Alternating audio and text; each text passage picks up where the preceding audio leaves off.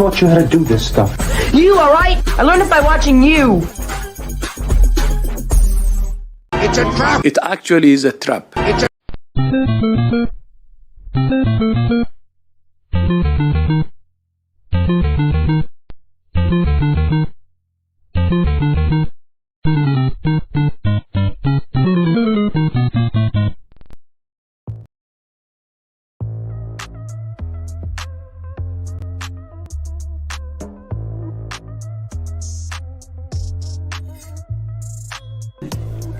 I'd like one of you bureaucrats out there to look me in the eye and tell me, when does my husband's life matter to you? Because it matters every day, every second of every day to me.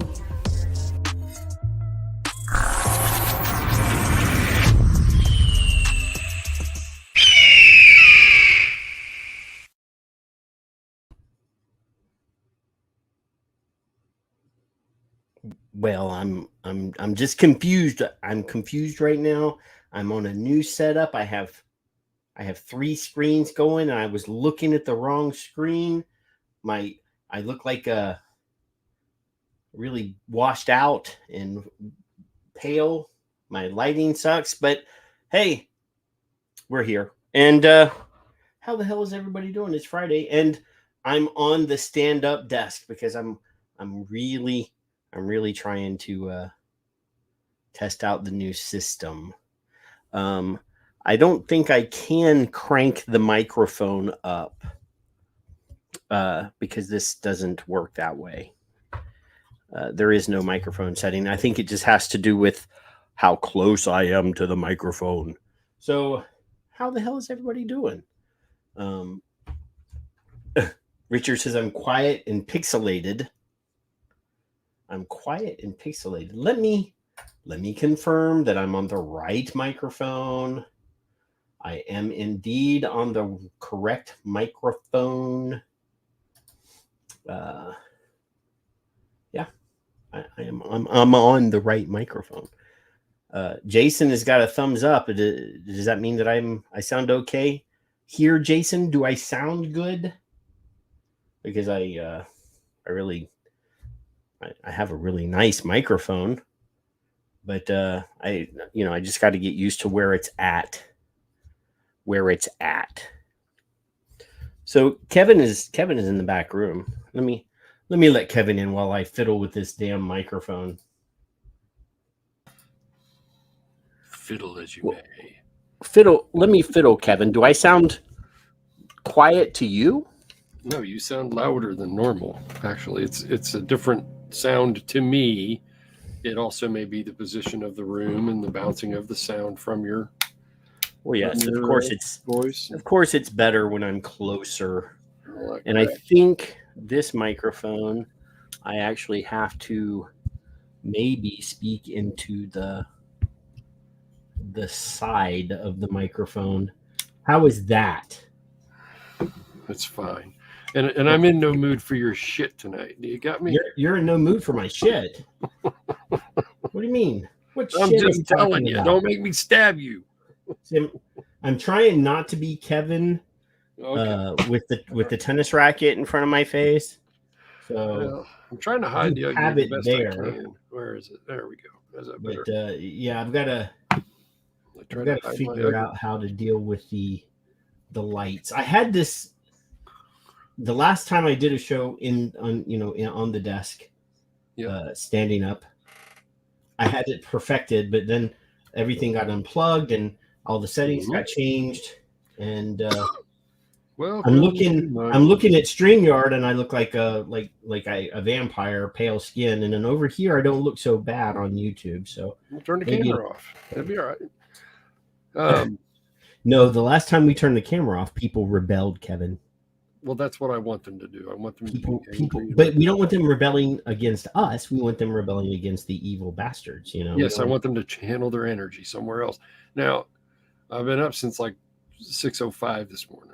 So did I. I'm gonna drift. So I may nap. I might fall asleep. You make sure you have your coffee because I have. I had so many pieces on the show notes. I know That you had to edit it. that Yahoo and YouTube said I had too many words for the show notes. So I don't know. I don't know. I really I have no idea. But we're gonna muscle through this. We're gonna give you soldier on. We're gonna soldier on. There we go. Yeah. Are you passing out candy? Well, yeah. Richard's like talking about all sorts. This software doesn't have any settings for changing the microphone. StreamYard does not allow you to fiddle with the settings. It doesn't have that. That's a good word. You sound more full for some reason. So. Well, it could be. It doesn't make me like you. I am able to enunciate while I'm standing up. Enunciate. Yeah. My lungs are fully expanded. See how crazy? I couldn't last this fucking long every night with you when I was smoking. I'd have said, "Fuck you, go to bed." I know, right? I know. Yeah. Well, let me copy this link address. See, now that I'm on 3 windows here. Oh, I've got you minimized. This lovely new tablet that laptop that my wife bought me has 2 built-in screens. Like, it's instead of having a screen and a keyboard like a regular laptop, it has 2 screens. And then it has a magnetic keyboard. When you pick it up, it has a magnetic keyboard that comes with that you stand it up on. I did post a picture of it on the YouTubes or on the X's yesterday. So do you like it? Oh yes. No, I'm. And you're very. I want you to admit that you're very pleased that your wife chose to take your shit from you, which was really her shit, and then you had to buy something else, right? Yes. Go ahead. Put your big panties on and say it. Yeah. Well, I mean, in front of everybody. She said, "Can I use your computer?" And I said, "You can use it, yeah." And then a little bit later, she said, "This is my computer now." I said, "As long as you buy me a new one." And she said, "Okay." Oh Jesus, that's not the same.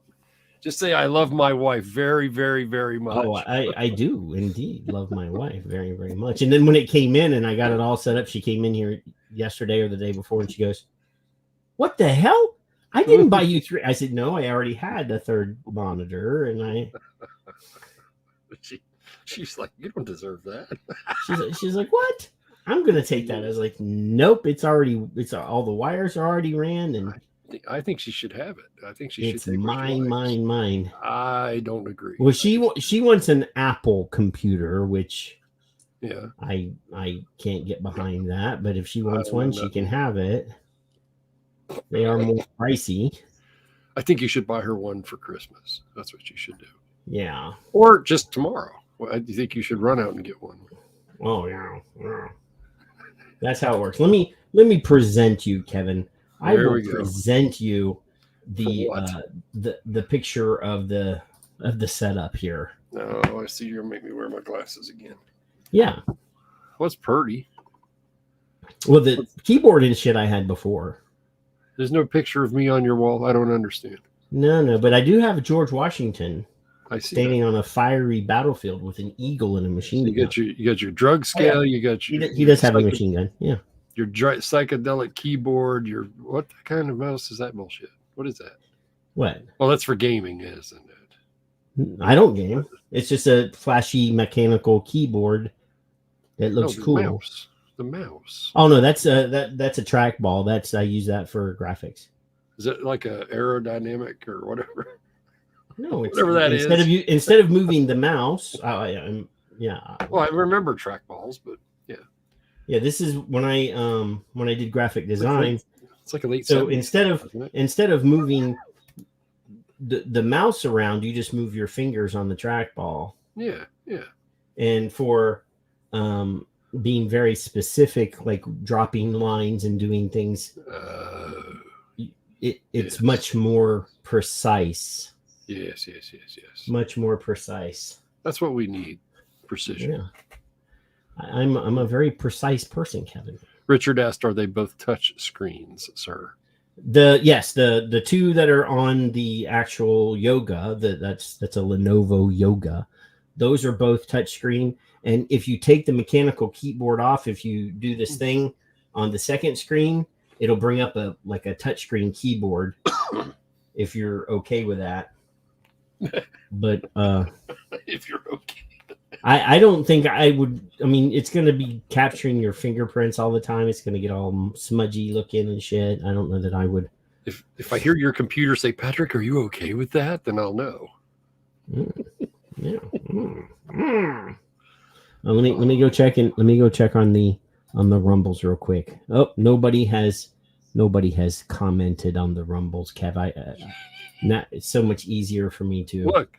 You got Ed all flustered. Yoga can be the drinking word if that's what you want. If that's what you want, Ed. You gotta go. Old man hot yoga just sounds really bad. I've never done yoga or whatever. No, neither have I. But I mean, hot yoga is like they bring the temperature of the room very, up high, so you sweat. Yeah. And the last thing we want is Ed sweating. But he's in California. He can just go take a dip. Well, he's got all those damn hippies, So I'm sure I like hippies. I'm sure he's quite. Hippies must enter through the back door, please. Thank you. Jason says he likes yoga pants, but please, Jason, do not put them on. So there's a picture of me in the 80s. Yeah, you sent this thing from Filter. Michael. Yes, Filter. We're going to present this. We're going to present this for everyone. Did you pre-rub it and look at it and read it? Do you read all my shit? I don't read all your shit. No, I don't read any of your shit except for the tweets that are really short. This says parents for vapes ? Why some are buying them for their teens. And then there's a stock photo of a vape shop shelf. Yeah. It says outcry over youth vaping continues to drive headlines and policies around the world, fueled in part by parents who have formed prominent anti-vaping groups like Parents Against Vaping E-Cigarettes, PAVE, and Mothers Against Vaping in India. Tobacco harm reductionists lament how this youth vaping narrative erases the needs of adults who switch from cigarettes to vapes.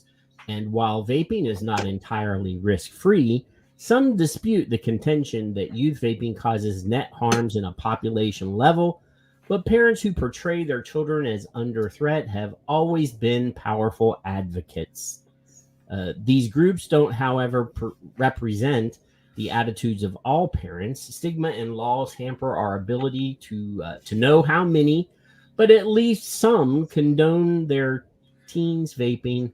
It made me wonder why. So Simon Davies, not his real name, is well positioned to shed light on this. He's an English teacher and a special education needs coordinator at a secondary school in the United Kingdom. And he told Filter that in his experience, a number of parents are buying vapes for their kids. And we've been saying that for a long time. That, of course, some of these people are not illegally buying vapes. Their parents are buying them for them because they're either super permissive or they've realized that it could be helpful for kids that have, ADHD, that have, problems like you and I and everybody else knows. What? Are we on? Yes, we're on. Why? So they're buying them for their kids. Now I've heard since 2014 kids should not vape. I asked last week, then they should smoke? That's a question.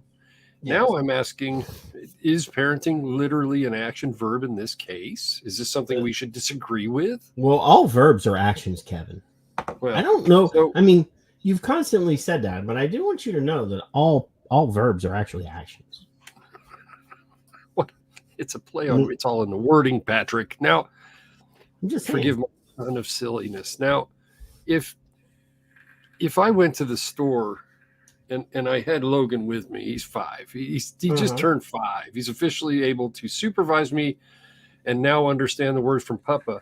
It used to be, "Are you okay?" After he turns 5, it's "That'll learn you, boy." See, there's a difference in grandparenting. Are you okay? You all right? Everything okay? Now it's "That'll learn you." I've changed my mode. So Ruach. if I took him to the Speedway up here at the corner and I said, "I'd like to buy my grandson a vape," now he's 5. That might raise an eyebrow, or 5. Mm-hmm. If I'm walking in and I got a 16-year-old at home who's clearly, when he was 16, the 28-year-old needed a cigarette, right? So what point is it to anybody outside my door what I do or allow for my kids to do? Well, see, now the problem is, though, there is a problem. Is there? So other kids are going to go whine to their parents. Yeah. Well, little Jimmy's daddy does it for him. Well, then that's up to little Jimmy's parents to figure out how to parent their fucking kids. And then those parents are going to be like, "Well, they can't be ruining it. They can't be ruining it for us. We've got to go talk to little Jimmy's parents. We're going to need to form a group, like a mob, and we'll get our pitchforks and we'll run over there to his house." Yeah, I mean, Richard even says the thing is, nicotine works better than me than my ADHD meds, because it avoids me having to take benzodiazepine for the side effects.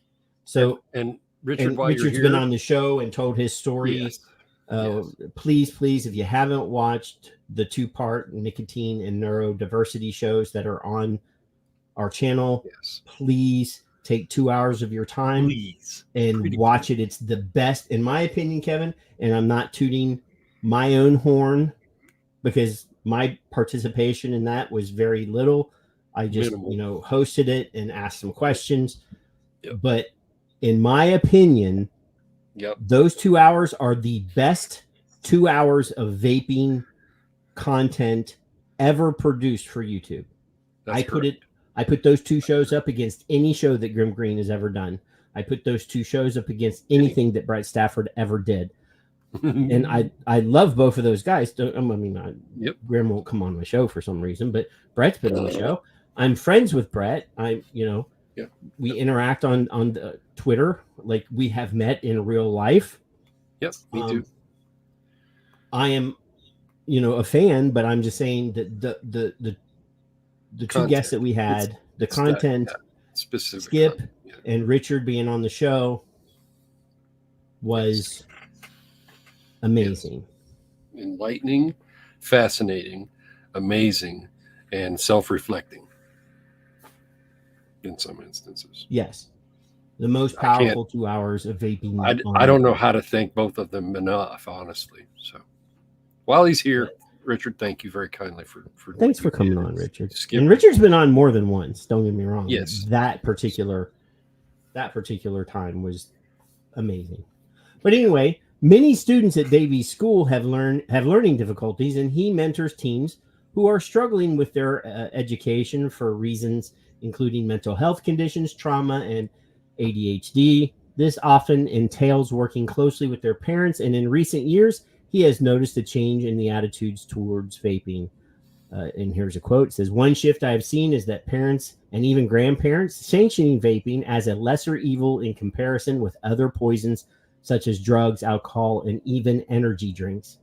Oh, Kevin, we're gonna have a thing about energy drinks and nicotine later on. But anyway, he told Filter, parents, he said, often tell him, and here's another quote, "I know I shouldn't have let them have one, but I'd rather they vaped than." Hallelujah. Correct. So I'd rather they vaped than.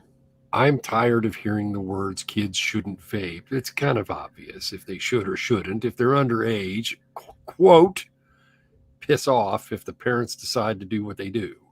That's all. Well, and Don't invite me to your next fucking party. I don't care. I don't care. Kevin, I'm gonna tell you something, and some of the people know this. The meds that they give you for most of these conditions affect the processes of your brain. Yes. Right. I have a meme of tobacco-free kids saying that that nicotine, and I have an FDA thing, affect the brain, basically meth, amphetamines, affect them the same fucking way. It's the same thing. Now, which would you rather have your child have? That's all. That's all I'm saying. Well, you've got a son, Yes. but some of the meds that they give for schizoaffective disorders, some of the meds that they give for ADHD, for other of the behavioral neuro conditions, Yep. It's like sticking a wet bag over your head. Mm-hmm. Like it slows down the processes of everything. It's like turning your brain to mashed potatoes. You think slower, you don't think as vividly. It just affects your sensation, your mentation. So if they have something, if you can buy 50 milligram nicotine patches and that works, let them have those. We're going to talk later. There's a story about nicotine patches as well. I agree, Richard. I do agree. Yes. And no, we're not encouraging, but we're not judging either. So it says here, Davies explained that many of his students have complex challenges. Here's a quote. They are young people who exist in pressure cookers and turbulence, and these are the kids who are turning to other means to alleviate these pressures, and they don't know how to process. Now, the depression stick assholes are going to say that vaping causes these. And Charlie predicted that that's what they would do. Here on this show. He literally predicted that before. I got video. Yes, we do. Yes, you do. It's exactly. So studies show that people who have mental health conditions are more likely to smoke cigarettes than those who don't. That's true. 60% of all cigarettes that are purchased by the neurodivergent or neurodiverse, depending on what term you want to use. On a wider scale, although smoking has generally fallen in the UK over the years, the rate has remained far higher among adults with serious mental health conditions without any equivalent decline. ADHD is a common issue among Davies students. Some parents understand that youngsters with ADHD have an increased risk of suicide and drug addiction and use vapes as a way to mitigate the latter. I am seeing an emerging pattern with students who have ADHD who turn to vapes in order to counter its effects as an external calming tool to mitigate the internal motor. Again, I've spoken with parents who sanction the approach and even purchase them for their children, seeing them as preferable to other elements their children may turn to. Young people with ADHD are more likely than their peers to smoke. Nicotine as a central nervous system stimulant may act similarly to common ADHD medications. Davies said that parents are also embracing the message that vapes are safer than smoking and would rather their kids vape than smoke, although this isn't so much the appeal for students in his experience. Recently, a prominent British physician blamed the UK's message that vapes are 95% safer than cigarettes for youth vaping uptake, a claim that experts and researchers rejected. So he's saying the reason kids are vaping is because you said they were safer than cigarettes, Kevin. Yeah, that's what happened. Yeah. That's what happened. That had nothing to do with them being able to access them in any way. Nothing. Yeah. No. Yeah. See, Richard says I was talking about high dosage nicotine patches. He said they have 90 milligram patches from China that help kids with ADHD and Wow. What else did he say? Autism. So yeah. Wow. What works. Raj. Exactly. Whatever works. That's it. If it works, it works. Right. My wife likes hot sauce, and I can't do that, and she loves it. And I say that's nasty, and she goes, "I love it." So I love me some hot sauce. Who cares? You can't do that. You do you, buddy. Yeah. doesn't affect me. I don't care. Yeah. Why? You know, it's the well, I see you having fun, people. You can't have any fun. I encourage that. Do well. Do I see do you what enjoying gotta things. You can't enjoy things. That's against the rules. do. Fuck. Whose rules? Apparently, Those are they're your rules. Yeah. I have my own Mine. rules. Thank you very much. Mine say I drink coffee morning to night. And people think I'm stupid or crazy or whatever. Who cares? I don't care. I don't. But anyway, it says Davies told Filter that often it is parents who smoke to alleviate their own stress who buy the teens vapes because they want a safer alternative for their kids. Research has shown that teens whose parents smoke are more likely to start themselves. That's possible. Both of my parents smoked, and I smoked as well. Mm-hmm. They did not encourage me to smoke, and they threatened me, actually, but I still did it anyway. The potential benefits of nicotine also include relieving anxiety and stress and improving cognitive performance. I know family members have told some students who are about to do exams that they can vape during these stressful months if they aim to quit once their exams are over. Such ideas are likely to be considered particularly incendiary in the United States, where many schools and homes have zero tolerance attitudes and policies. But there, too, mental health challenges cannot be ignored as a primary driver of youth vaping. Meanwhile, the new Netflix docuseries about Juul, former employees put responsibility on parents if they don't want their kids to vape. And recently, the American Journal of Preventive Medicine published a study summarizing evidence on the effectiveness of youth vaping prevention interventions. It concluded that e-cigarette use prevention was associated with high perceived parental monitoring at the individual level. They got Mark in here. In response to this study, Mark Sliss, a vape shop owner and tobacco harm reduction advocate in Michigan, tweeted that he had educated his kids on all aspects of vaping with actual facts, no lying, scare tactics. Having quit cigarettes himself with the help of vapes, he stated that he'd rather his kids vape if the alternative is deadly smoking. My stance as a parent is one of telling our children the truth, educating them to make informed choices, and hopefully choosing lower risk alternatives to the deadliest product on the market. No matter their age, he explained to Filter, smoking will destroy their health and eventually kill half, on average 10 years early. That is a fate I would prefer my kids to avoid. Go, Mark, go. Sliss said his kids, what? Good. Sliss said his kids have so far chosen not to smoke or vape, despite having a parent who vapes and has given them permission to do so if it meant they wouldn't smoke. All of this can help to explain why some parents, even in the midst of shocking stories about the dangers of youth vaping, have chosen to greenlight vapes for their teens.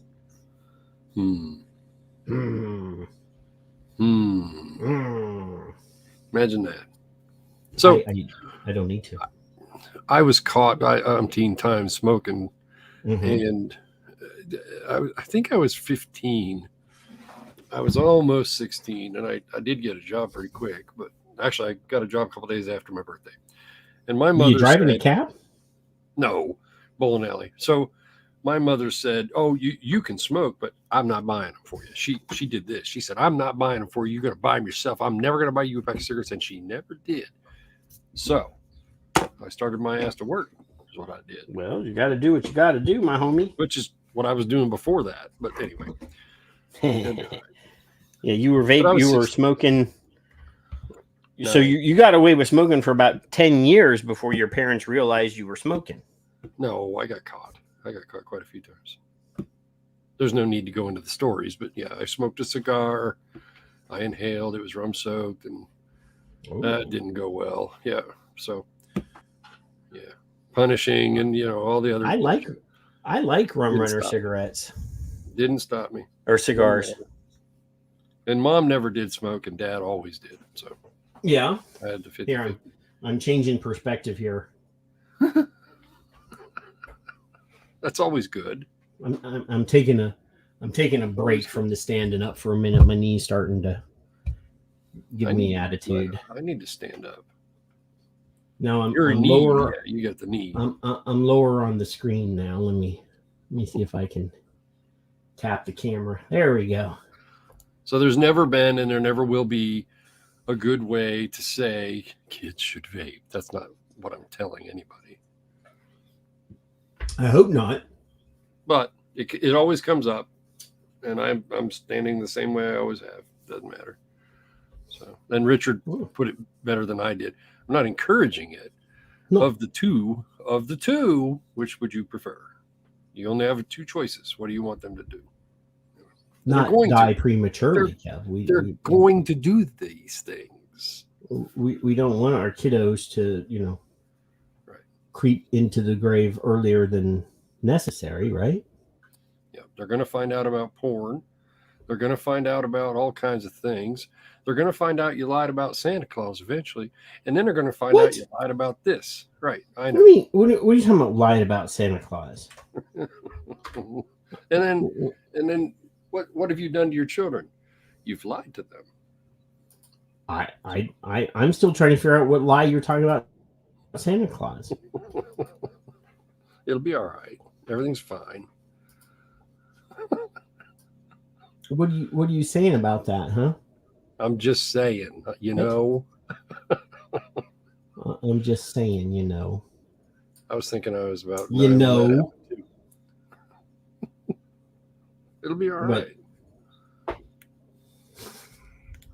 Oh, the Santa thing. Santa Claus. The autograph "Love Santa" was my mother. It was her writing. Mm. I'd already tried forging her name enough to know that it was her writing. Well, that's just because you were naughty and the real Santa didn't bring you anything good. Yeah, that's why. Yeah. And we didn't have a chimney. I don't understand.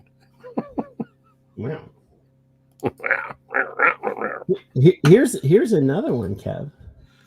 This is from the Daily Mail, which is a UK site. Fail. It's got a big Temu ad on it. Most of the time, fail. Send me crap. James is in here. Why one school? Who? James R. I didn't see him. Go ahead. One school. Yeah. Why one school allows students to have smoking and vaping breaks? What? Policy aims to reduce stress and disruptive behavior.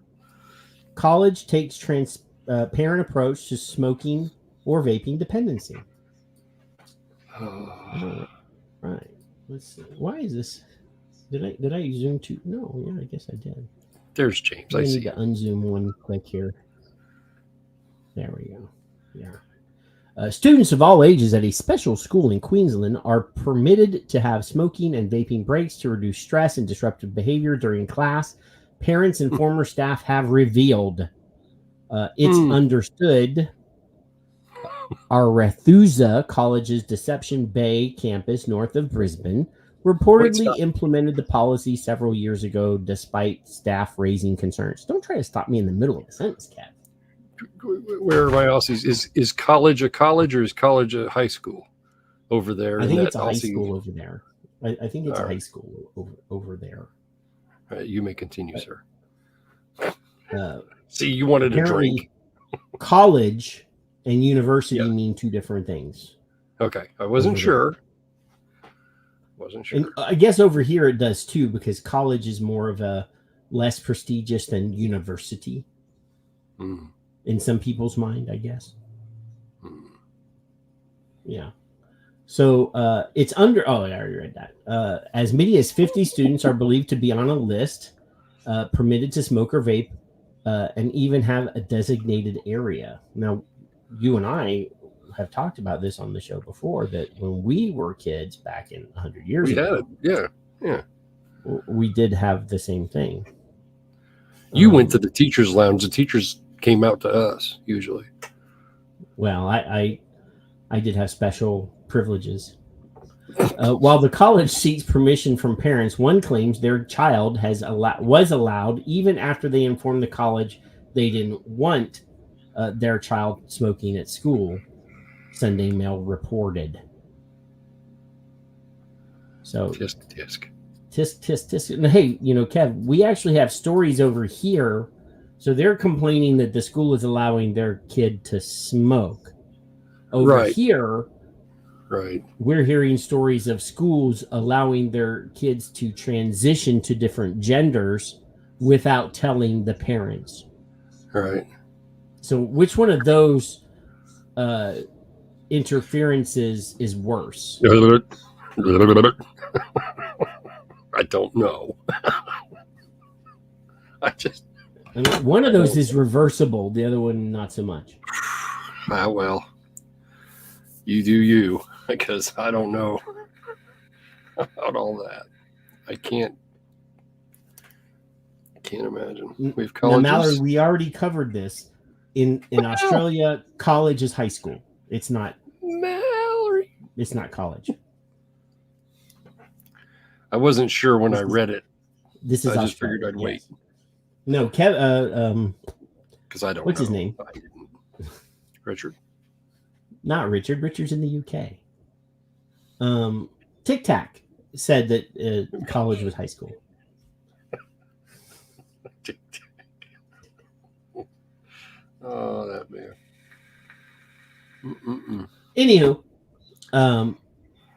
our Arethusa College insists it's never been found in breach of our legislative duties. We have been open and transparent with public health authorities. Executive Principal Lisa Coles told the publication, "We have seen the majority of young people who come to us with a nicotine dependency leave our college without one." But so, if you just allow the kids to go through their phases, then maybe it's not like you said. That's the thing. Yeah. So some of these kids are experimenters, and they're going through a phase, and then once they're done, they're done. Other kids are not going through a phase. What? When your mother told you to do something, did you do it? Me? As in, like, go clean your room? Right? You said, yes. Yeah, okay. And when your mother told you not to do something, did you do it? No. But usually when she got to the point where she was telling me to go clean my room, she was holding something heavy that she was going to whack me over the head with. Well, shoes and other objects. So in my world, it made me more rebellious. Don't tell me what to do. You tell me to grow up. We've discussed this. And then you don't want me to grow up. I'm making a grown-up decision, and you don't like that. What's the difference? That's why my mother and I didn't get along. Oh no, I was a mama's boy, or I still am. If my mama called me right now and said, "You need to come right now," I'd be closing the show down and getting on a plane. And there's nothing wrong with that. I really believe that there's nothing wrong with that. Now, if the sperm donor's dead, but if he called, I'd say burn in hell, old man. But that's a different story. See. Matter of fact, if you're on fire and I'm there, I'm not even going to pee on you to put the fire out. Just saying. Aww. Yeah, I would have stomped. Maybe stomped the fire to try to stop all that mess, being. Yeah, that would be bad. So she added the college took a transparent approach to smoking or vaping dependency without judgment, while addressing the issue with students through a rigorous education program. Now, doesn't that seem like a well thought out approach to something, Kevin? Let's talk to them. Do you mean as opposed to being an indignant prick? Yeah, being aggressive and judgmental versus being welcoming and educational and showing some empathy? Huh? Oh, who knew? It's an interesting concept, isn't it? Yeah. Perhaps, possibly, maybe these idiots that are so aggressive at these kids need to remember that they were also kids, and that might help them along. I don't know. That's all I got for that. Oh, James wants to know what the wrenches are. The wrenches are people that are here for a long time. They can help me monitor the chat room so that when Pornbot shows up, now that I said Pornbot will show up, and they can remove Pornbot. That's what the wrenches are for. Or Ed tries to get us arrested. Yeah, what's really funny is when it does happen, like everybody in the chat room's all fighting to banish the porn bot. Don't banish other people, just the porn bot. Anyway, Daily Mail Australia doesn't suggest that the school provides cigarettes or vapes to students. Well, no, they're not. What? That would Geez, be- I'm glad they cleared that up. I mean, I hadn't assumed that, but okay, you know. I guess they think that people are obtuse. Jeez. Arethusa College states on its website that it does not condone the use of cigarettes for underage students. However, we recognize that a small number of our students who choose to smoke, the policy states, do choose to smoke, the policy states. The campus principal works with each student and their guardians to remove any obstacles that prohibit students from attending school due to not being able to smoke at school. The policy adds that students' cigarettes and lighters are handed in at the start of the day, and that vaping and use of all other substances are banned on campus. Former staff have spoken. Better. What? That's better. No use of other things. You know, Right. Other things. Former staff has spoken out about the policy, claiming the college's approach was that if any particular students are triggered, let them go and have a smoke. Who are you? Proactive. Who are you to say that they're not in need of chilling out? Exactly. Yeah. This is the most proactive thing I've heard. Well, but I think that some of the former staff are being critical when they said that. Well, no, I'm talking about the actions of the school now. Oh, but yeah. How do you best engage with the child that says, well, I really just need a cigarette? That gives you, as an adult, an opportunity not to. You know, the only thing that would be more impressive to me is if like a 6-year-old walked up to me and says, dude, I'm ready for a nap. Like that shows real maturity. Logan's done that. I'm gonna get my pillow and my blankie and I'm gonna take a nap. He's done that a couple. He didn't take the nap, but he always says he will. I just think that the adults in this specific college, is what they've called it, are doing something right. Yeah. I can't And be. I really don't see anything to judge people on in here. I kind of appreciate what they've done here. Yeah. I can't. Wow. You really want kids to get out of the bathroom and not be sneaking around? Give them a time and a place. Look at it this way: if they're doing exactly what you just said, they're trying to figure out a way to game the system. Now they're distracted from two things: the lesson that they're trying to allegedly learn, and trying at the same time to get away with something, which is, that's the way human nature is. But if they know that they can, that's stress right there. Gone. Poof. Yeah. They don't have to concern themselves over gaming the system already. Yeah. So it says here, another ex-staffer described the policy as counterproductive. Bullshit. One parent claimed that their child is now vaping, despite telling the college they did not want their child smoking at school. Well, that's because it's not smoking, it's vaping. The college said that students are going to do it anyway, so they would rather they do it in a designated area where they're safe and supervised. Queensland's Health said the Metro North Public Health Unit has engaged with the school regarding regulatory compliance and providing resources. Arethusa College is an independent school which provides alternative education and vocational pathways for years 7 through 12 who haven't fitted in the mainstream education system. So they're already troubled kids. You're just trying to throw these kids under the bus, is what you're saying. Right. Yeah. I mean, that's literally what it sounds like to me, is they're saying, oh, well, these kids are horrible. We're not gonna support this because they're horrible children and they're never gonna go anywhere. These are literally the forgotten kids. These are the kids that they're just, they're the ones they're just that they're trying there to save. Babysitting. They're not trying to save the kids. Right. You know what I mean? Yeah. So maybe they'll hit the right path. Did you see Sonia Mack showed up in the chat room now? Did you see? Certainly did. I'm also vaping it on Twitter. You don't think Sonia knows who you are? Well, yes and no, but let's move on.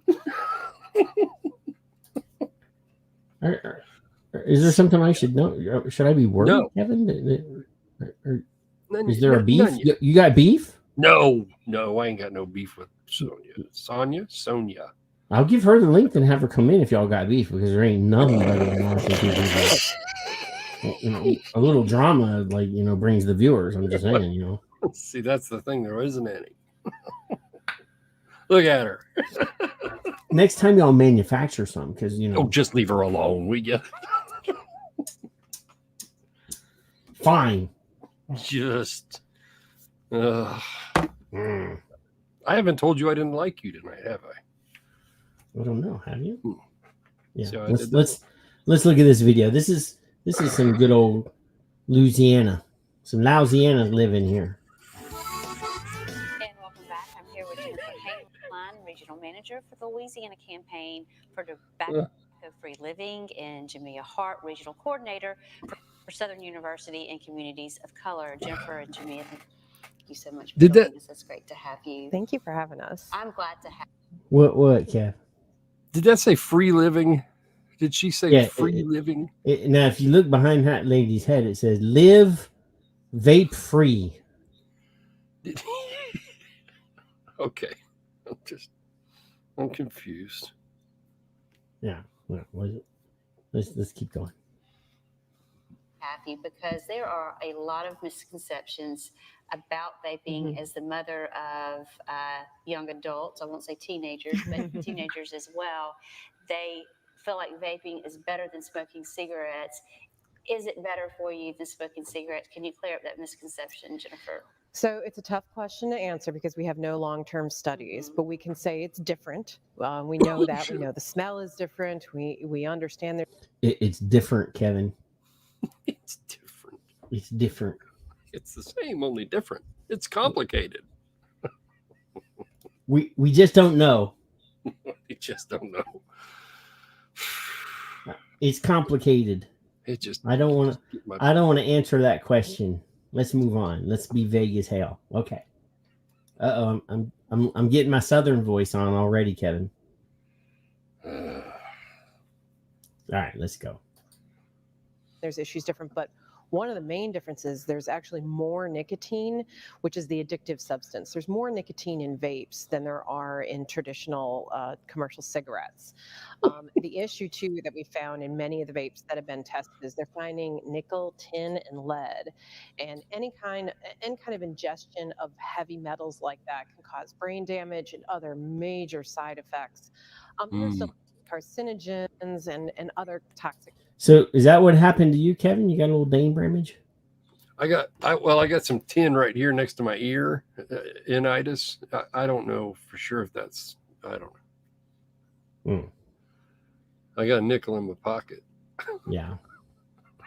So Richard says he's having trouble understanding, and it's partially, I think, the accent, and partially because the audio I have no control over the audio. I can't. Yeah, their audio sucks, but they're lying to you, Richard. So it's pretty much the same bullshit we've heard. We don't know.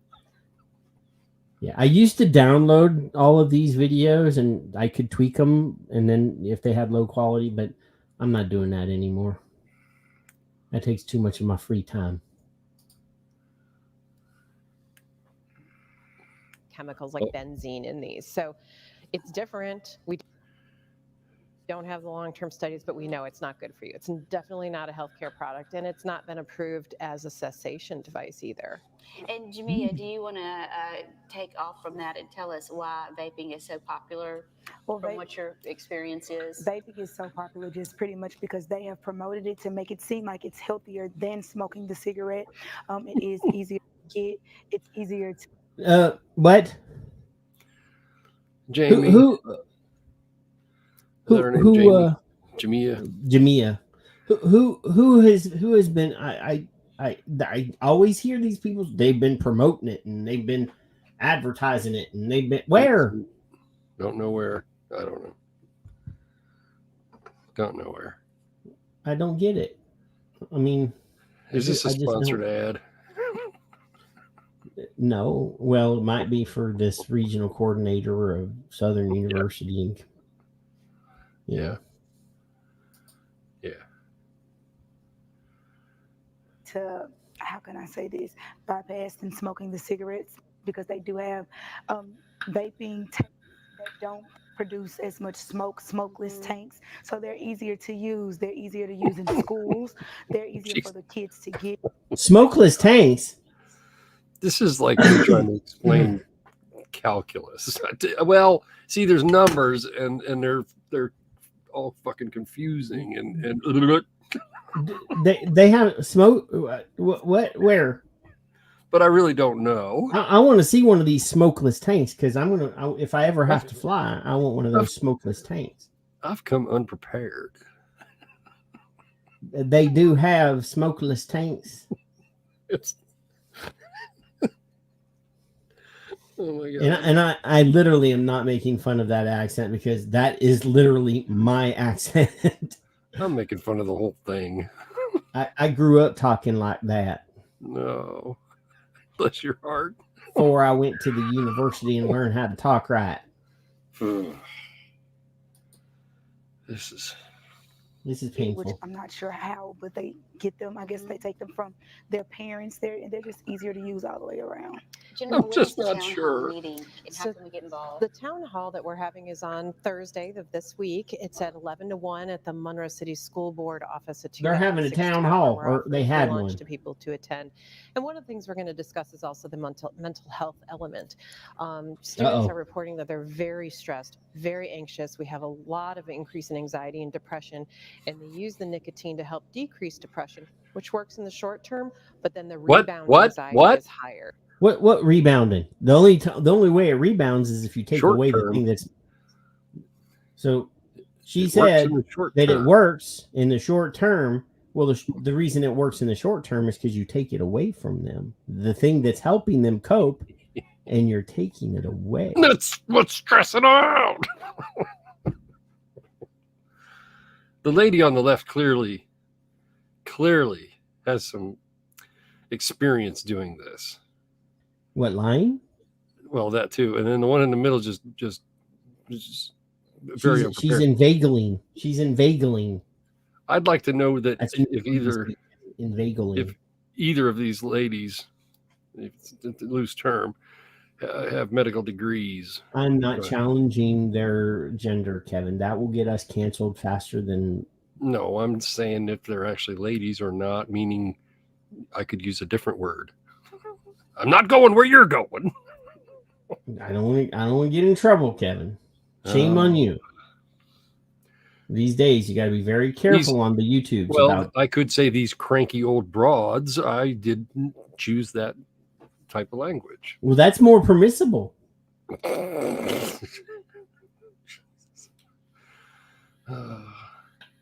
Keep tossing your line. Go on. Fine. And so it's actually perpetuating and creating greater mental health crisis in our youth too. We're out of time. How can we get more information? Okay, well, you can get more information if you're ready to quit vaping. You can text vape free at 873-373. Oh yeah, let's text. And that way you can get more cessation help. Now these are the people that say that vaping is somebody as bad as 8733 heroin. These people are claiming that vaping is bad as heroin, but yes, you James, can quit. yes, you can quit with a text message.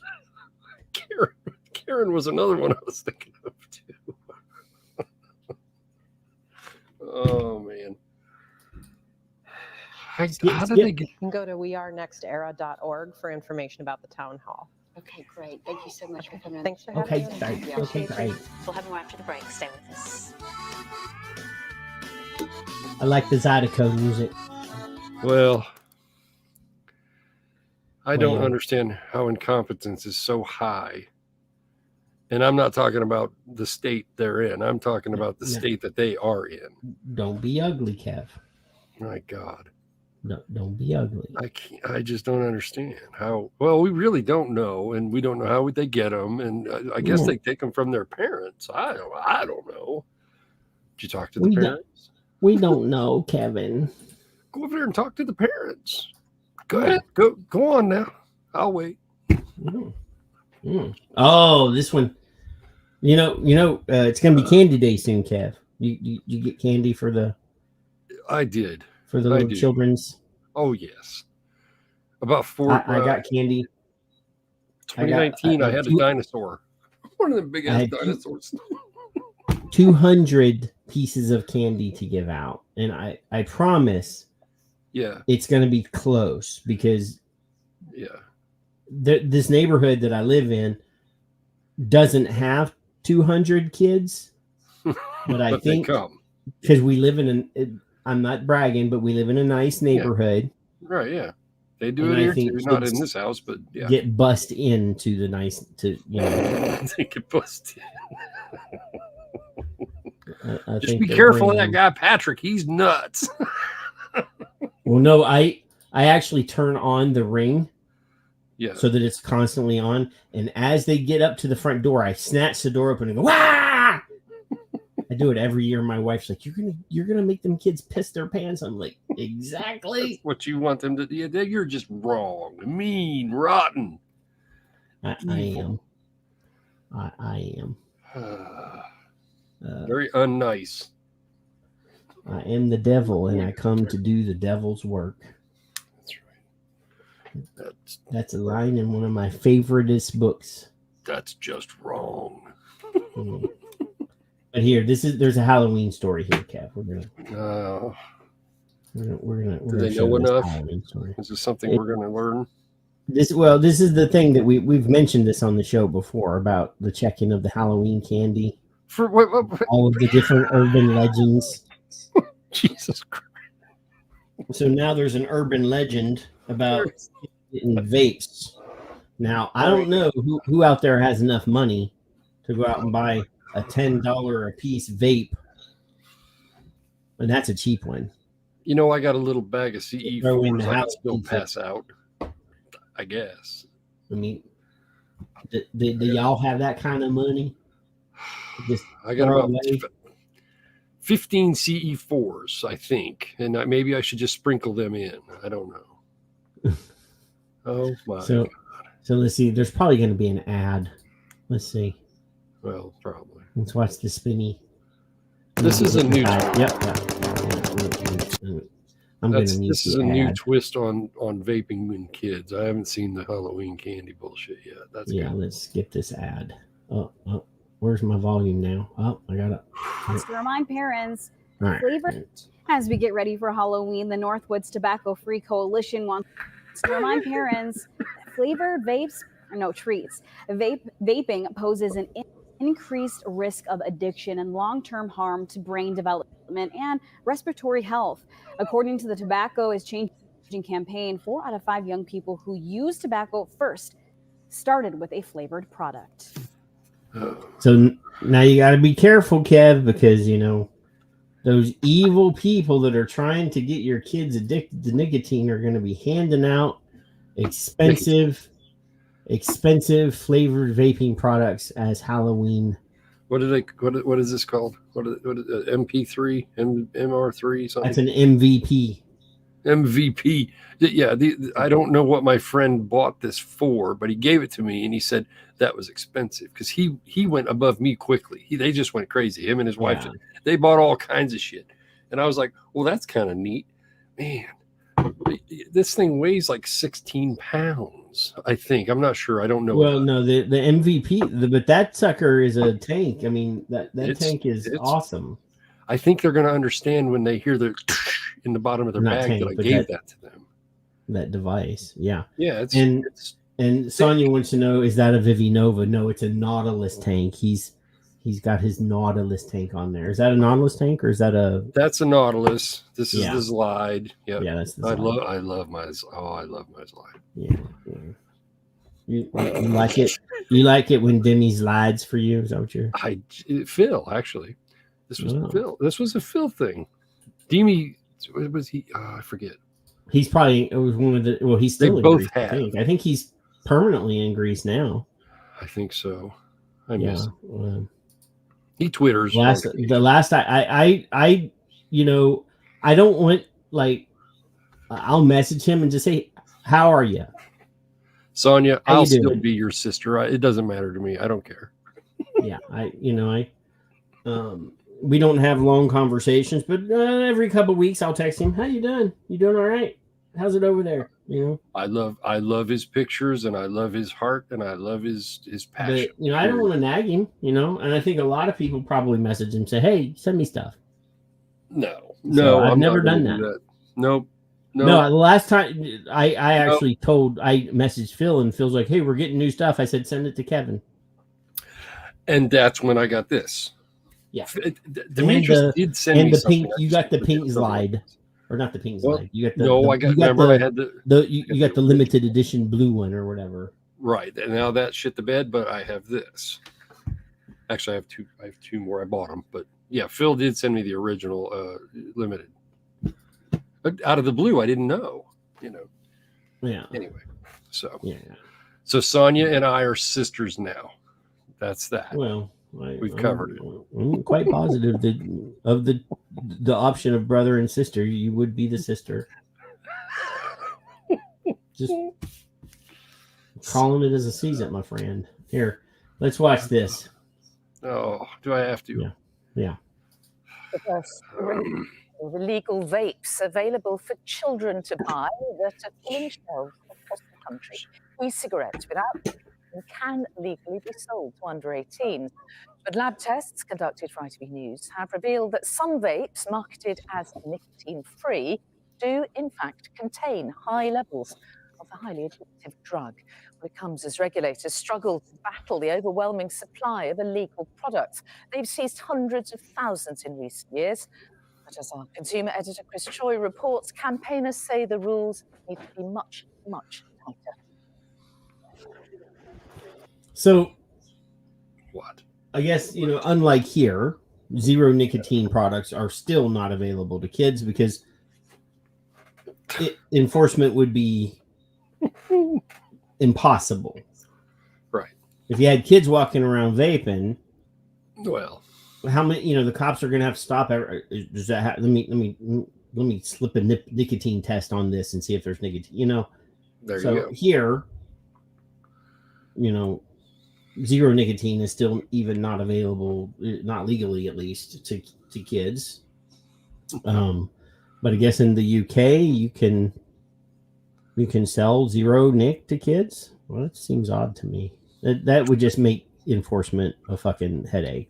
I just don't imagine 99% of the. Now we know there are the 1%, but 99% are going to see a 10-year-old. I mean, obviously we know any disposable that's manufactured in China is not zero.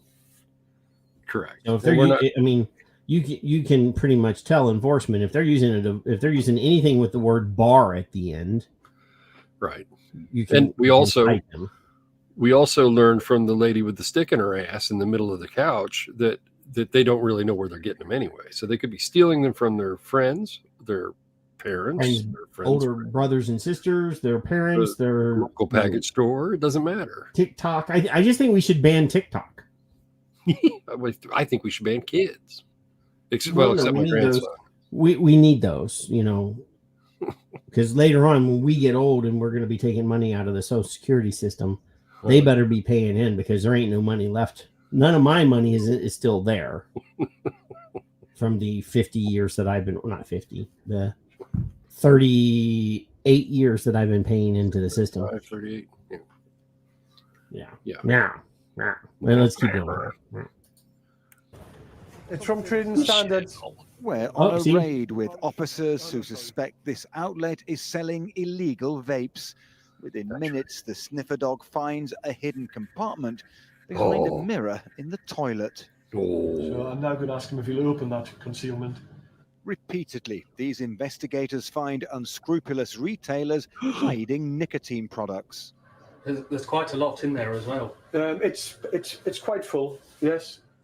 They're a bigger capacity tank, which is banned in this country. The more nicotine you could inhale by mistake, if any mechanism goes wrong, it can be more dangerous for you. So there's a reason why they only allow 20. Oh, sir, I've tried. I've tried. No, he says if something goes wrong with the thing, you could inhale more nic. No, because the thing is, but it's I've going to tried. leak. The thing that it can, what's going to happen is it's going to leak, and therefore it won't be vaporized. It's So going to you're leak. finding- It's going to hypersaturate the wick, and then you're still Your it can kids- still only vaporize so much, and the rest of it's going to leak. You're going to talk about kids, and then they find things in pockets. They're hiding things in pockets, not for the children. They're hiding things because you fucking little nanny bastards are walking in there with a dog looking for shit that you shouldn't have to worry about. Well, but I mean, this is adults- trading in the UK. So I trading standards are the people that are the vape cops. I mean, they're in charge of policing and regulating retail stuff, in addition to the vaping stuff. But they're not. At least they're not having the cops do it. Like these are right. You know. Well, yeah, Michelle. So, but yeah, I've tried to inhale as much as I could. And it's not. No, your lungs are only so big. The capacity is still the same, right? Okay, I'm just checking.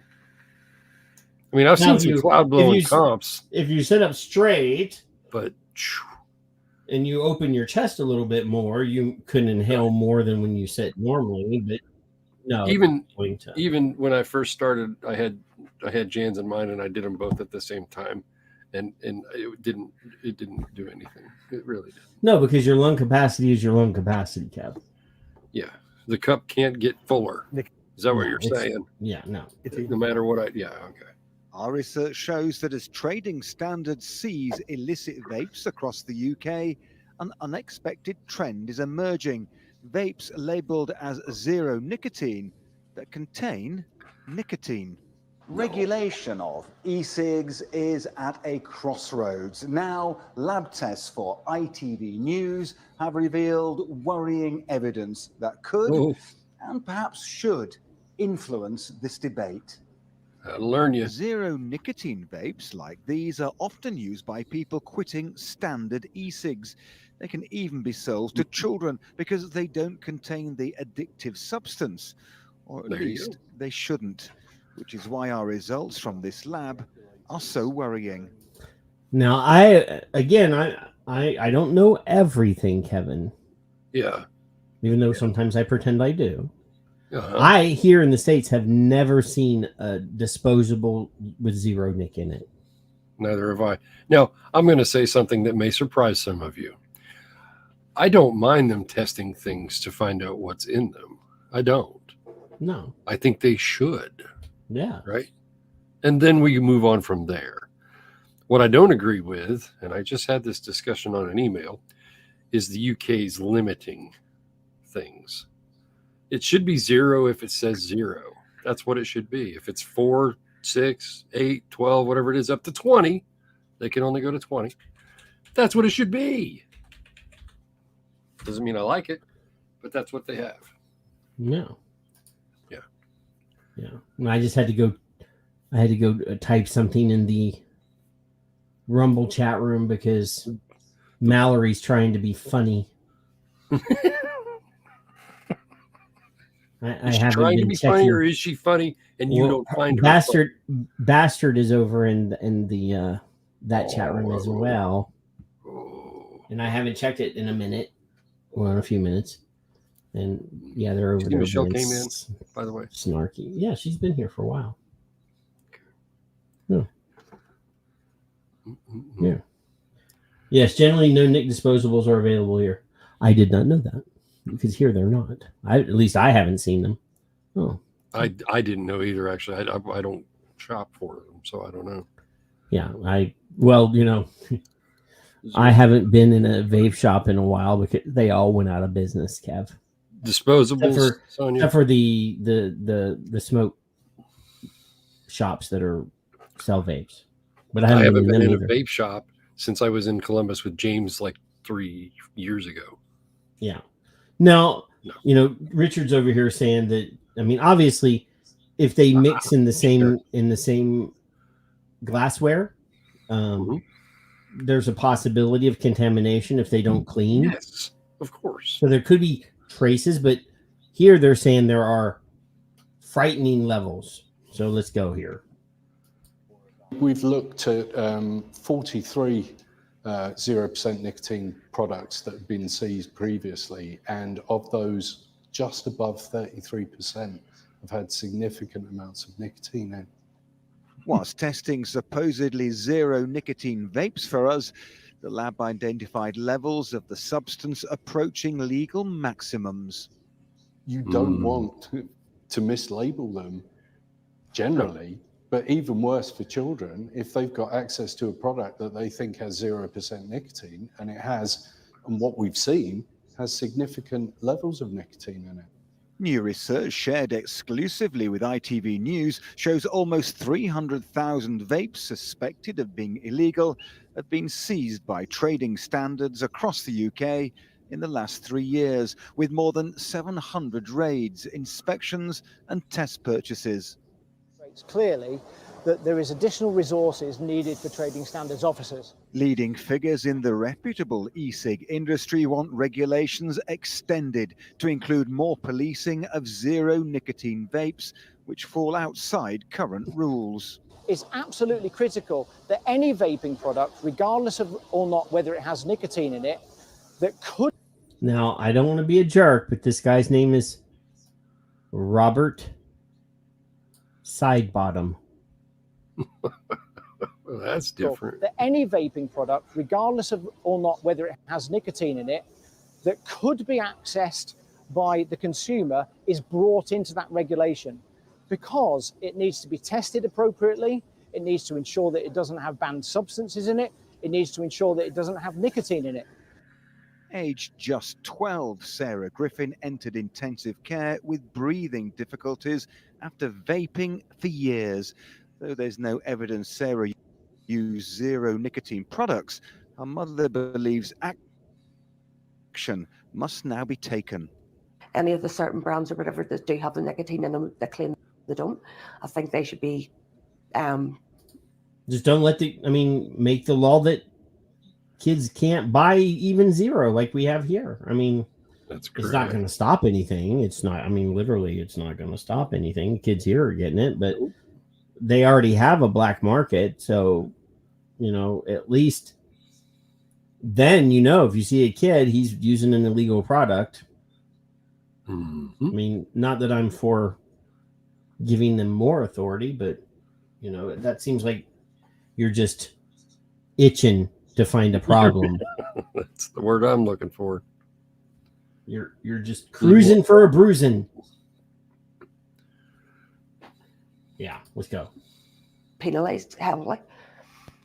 We have learned the hard way, and that just that me and Sarah both hope that there's nobody else will go through what we've been through. Just to watch your child like that, and to think you're losing her for the worst.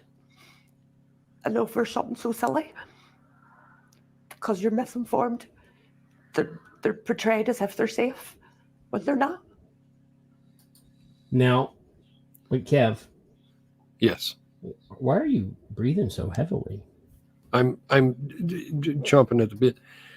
I look at this as like now it wasn't when I was a kid or you probably the peanut thing, the peanut allergies. We didn't have those.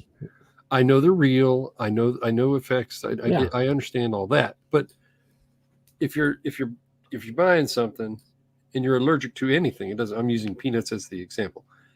You need to know that. So I want personally, and I know the industry that I've spoken to over the years wants proper labeling. Period. There's no question about the people that we've talked to. We want fair regulation. I would support anything that's fair. Consumer protection. That, yes. Protects people, but still allows businesses to do business. You know what I'm saying? Right now we have regulation that doesn't allow businesses to do business. No, that's part of the problem. So, yeah, we don't have that. So, every couple of weeks they got to come up with a new boogeyman, Kevin. Oh, yeah. So we had pneumothorax. right? Yeah. Oh, yeah. So now there's a new study out that that is highlighting the dangers of vaping associated acute lung injury. The new one is called pneumomediastinum, which is exactly the same thing as a pneumothorax. It's just lower. It's exactly the same thing. We just spell it different. Well, it is in a slightly so in a pneumothorax, your thorax is here, Kev. I don't know if you can see me, but it's right in the. Here, let me make myself bigger just for this. Oh my God! Don't take your shirt off for Christ's your sake. Last time that pneumothorax is here. It's up higher. Yeah. Mediastinum is media and near your sternum, right here in the lower quad. The lower part of here. Yeah. All it is air in your. So pneumothorax is air that's somehow leaked out and is between your lungs and your inner rib cage, and the air is putting pressure on your lungs, and the solution for that is to put a chest tube in and let the air out. Collapsed lung, right? Same thing. Similar. Well, the collapsed lung is a byproduct of the pneumothorax. Okay. So it's air that's outside of the lung pushing on the top of the lung and preventing it from inflating. So what they have to do is stab you in the chest with a chest tube, and the air can come out and the lung can reinflate. That sounds very painful. It is not fun. Well, put me out. I don't want to know. It's not fun. You have to count the number of ribs, and you fit right there. Yeah. It is fun actually putting one in, though. I bet you probably have, and that's great. But no, not for me. And people, obviously it hurts, but once it's done, it's done. But anyway, this says pneumomediastinum in vaping associated acute lung injury and unusual presentation. So right now it's unusual, which means it's not as common. And again, here's the presentation. It talks about E-Valley and blah, blah, blah. In this report, we present a case of a 25-year-old male with I have a hard time sometimes with these words. Ptisis, subcutaneous emphysema, and pneumomediastinum. I can say that word in the setting of E-Valley. He was treated with nebulized tranexamic acid and methylprednisolone with the resolution of symptoms. And then this is obviously a case study of one case. Right?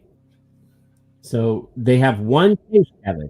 One. This is an unusual presentation. They've already said that. Yeah. So where's my mouse? I've lost my mouse. Says he's watching for these things on a yellow card report. Yeah. And he hasn't seen it from the one that was on the video.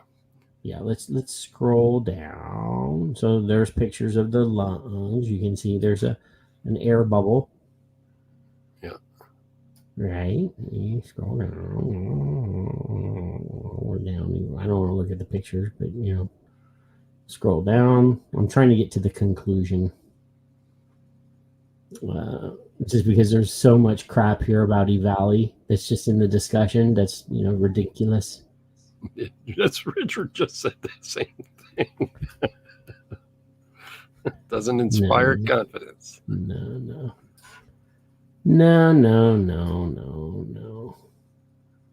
That's so sad. There. Conclusions. It's about E-Valley. E-Valley tends to present with a variety of symptoms that clinicians need to be aware of to make a conclusive differential diagnosis list. Well, most clinicians, I'm in healthcare. They tend to treat whatever the most common occurrence is. Right. Most of the time, they don't do a differential anymore. Now, when I was in school, that was the name of the game, especially when you had patients that have extensive medical histories of multiple diagnoses, you have to do a differential so that you can figure out which symptoms belong with which condition. Right. Because sometimes because some science conditions have overlapping symptomology as well.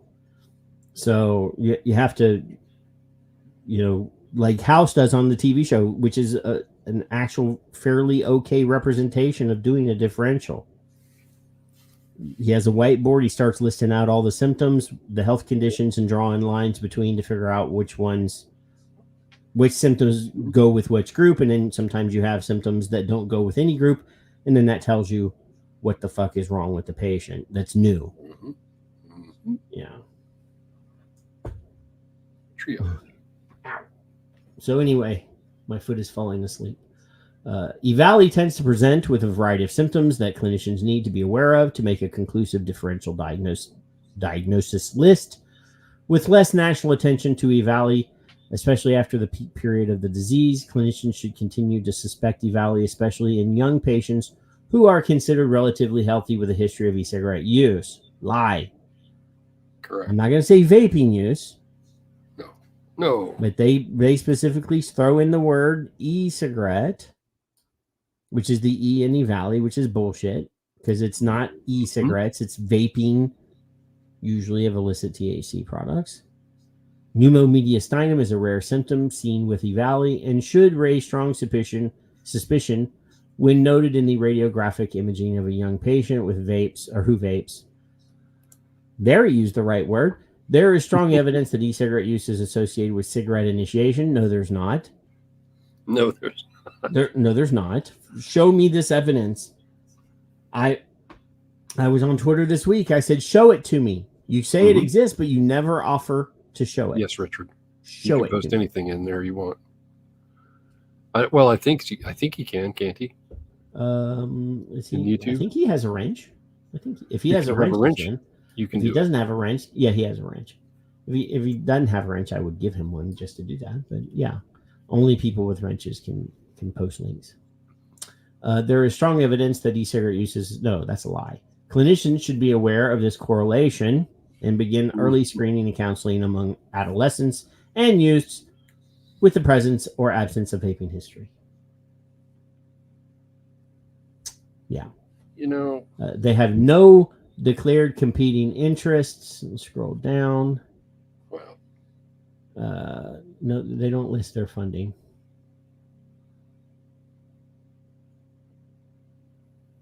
You, Patrick. The clandestine bullshit. Yeah. If there's any question, the first thing they should do is piss test, right? Or blood test, whichever. In my opinion, apparently the Surgeon General disagrees, but in my opinion, awake or unconscious, either way, correct? I mean, if you have a patient that's if I go into the hospital on know. a work related accident, the first thing they're going to do is piss test me. Right, and if you're unconscious, they're going to take your blood. Yes. Well, yeah. So he's. This has nothing to do with the cops. This just has to do with your health. They need to determine what's wrong with you. Period. So he's from he's a pulmonology, University of North Dakota, School of Medicine and Health Sciences, Fargo, North Dakota. One of my past supervisors is from Ghana. He's from Ghana. And he went to school in North Dakota. I don't know if he went to that school in North Dakota, but he went to school in North Dakota and was unaware he was coming from Africa. Who to North Dakota. And this is the most friendly, happiest man I've ever. There's never a moment where he doesn't have a smile on his face. Sweet.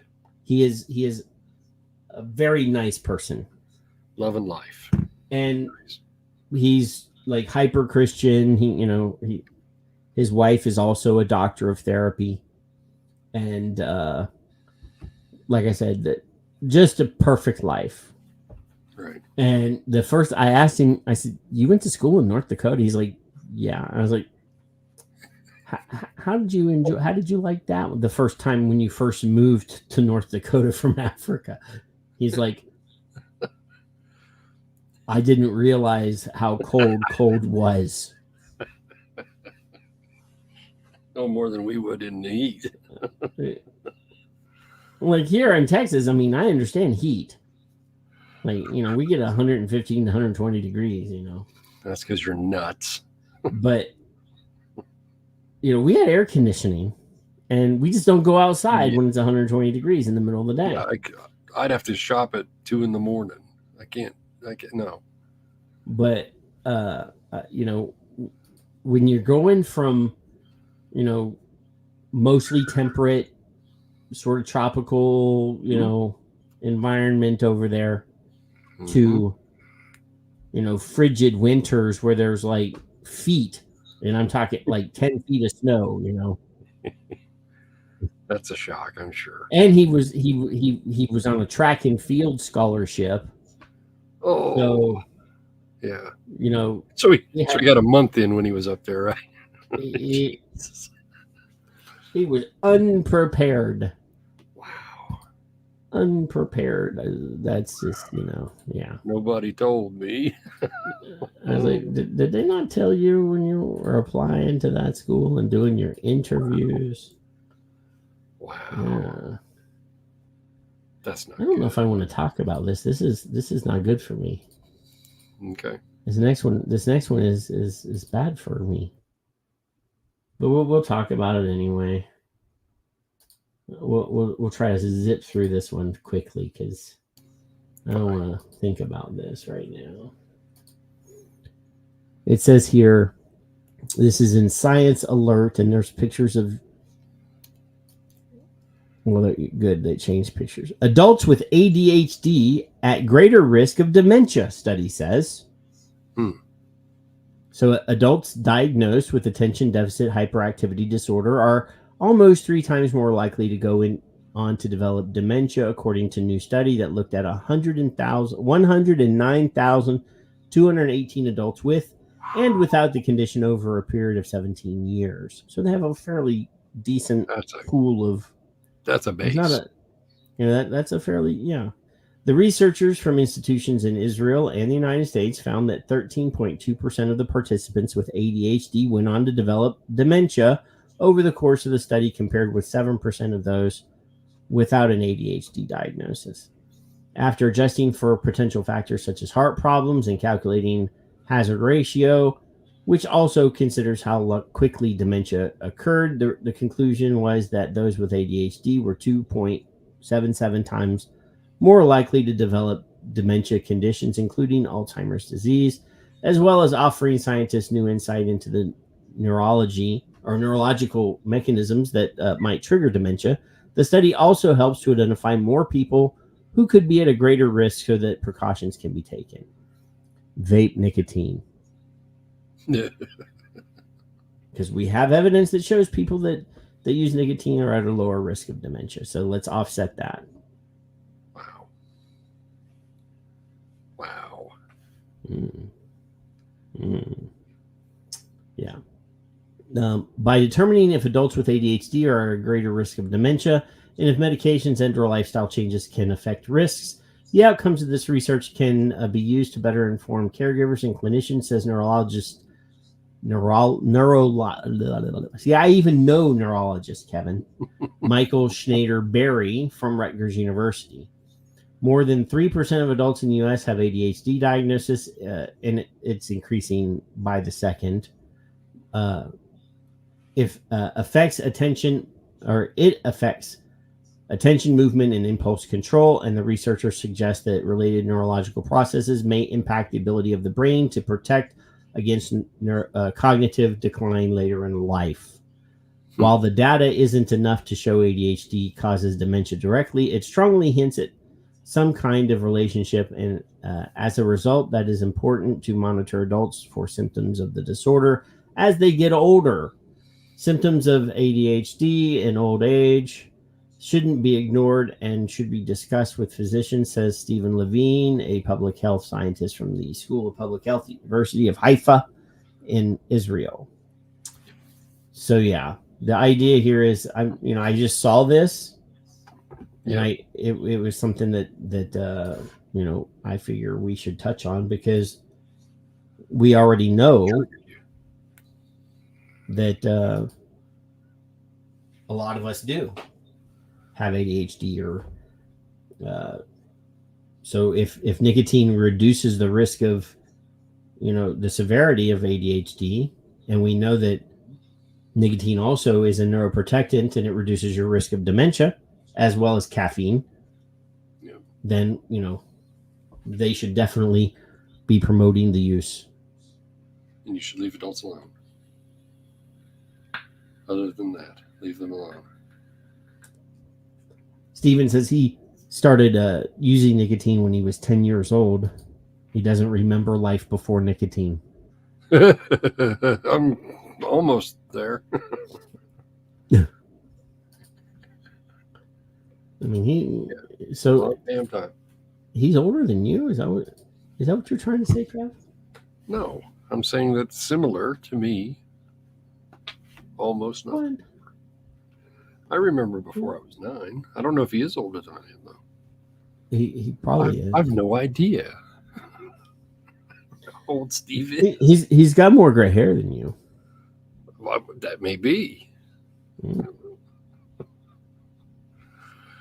I'm not going to read this one. I'm skipping this one. I'm skipping the USA guys. If you look, probably were. I'm skipping. That's okay too. Yeah, let's do this one instead. 10 years, Steve. You got on me. He's 65. That's the same age as you, Kevin. Why do you keep lying about how old you are? I'm 55 and 3/4. You shouldn't be embarrassed about your age, Kev. I want you to get the same thing you got me last year. I want one in blue this time. A blue nothing? Yes. A blue nothing? I get you a blue nothing. Yes. 13? Yep. Let's watch this. Hey, Bruni has showed up. What? He's been blowing us off for like weeks. The big thunder down under. And he's here. Look at that. Parents, educators, and doctors are calling an epidemic youth vaping. The issue was brought up to Kentucky legislators earlier this week. RJ Davenport shares more. The sign beside me says, "Welcome to our tobacco-free campus." While it might seem that the youth vaping epidemic has taken over many schools and colleges across America, especially here in Kentucky. There are probably more than 3 million youth who are currently using e-cigarettes nationally. Probably. And while the rates seem like they've trended downward here in Kentucky, we still have higher rates compared to national rates.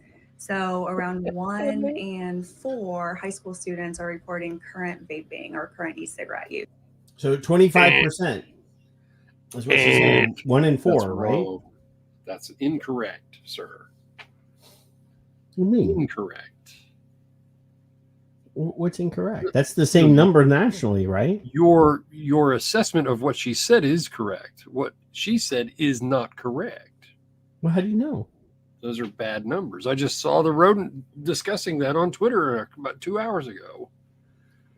He said that's a weird way to say 2.6%. So bullshit. She's full of shit. She's got a big stick in her ass. So the actual number in Kentucky is 2.6%? No, nationally.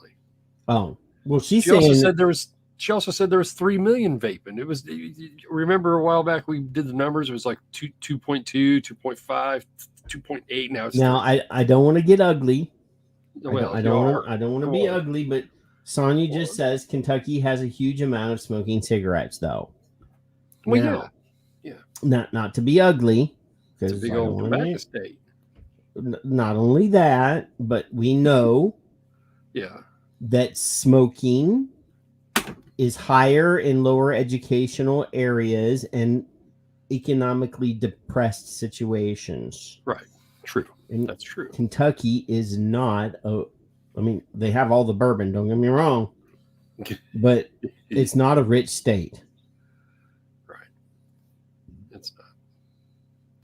So I'm But they got not, tobacco. like I said, I'm not trying to be ugly, but they are in a economically lower state. Did you see Andrew sitting here too? I did.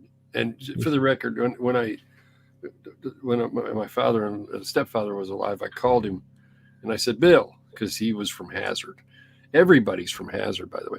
Hey, Bill. He said, oh, yeah, man, what's going on? I said, I'm going to Kentucky now. Is it etiquette to take my shoes off at the bridge or once I cross? And he laughed. And then I hung up.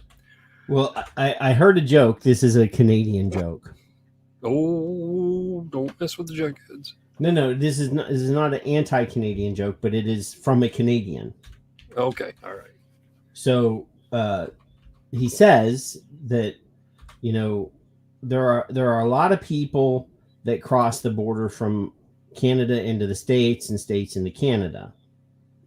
And if you cross from America into Canada, when you go across the border, they ask you a question. It's usually a universal question.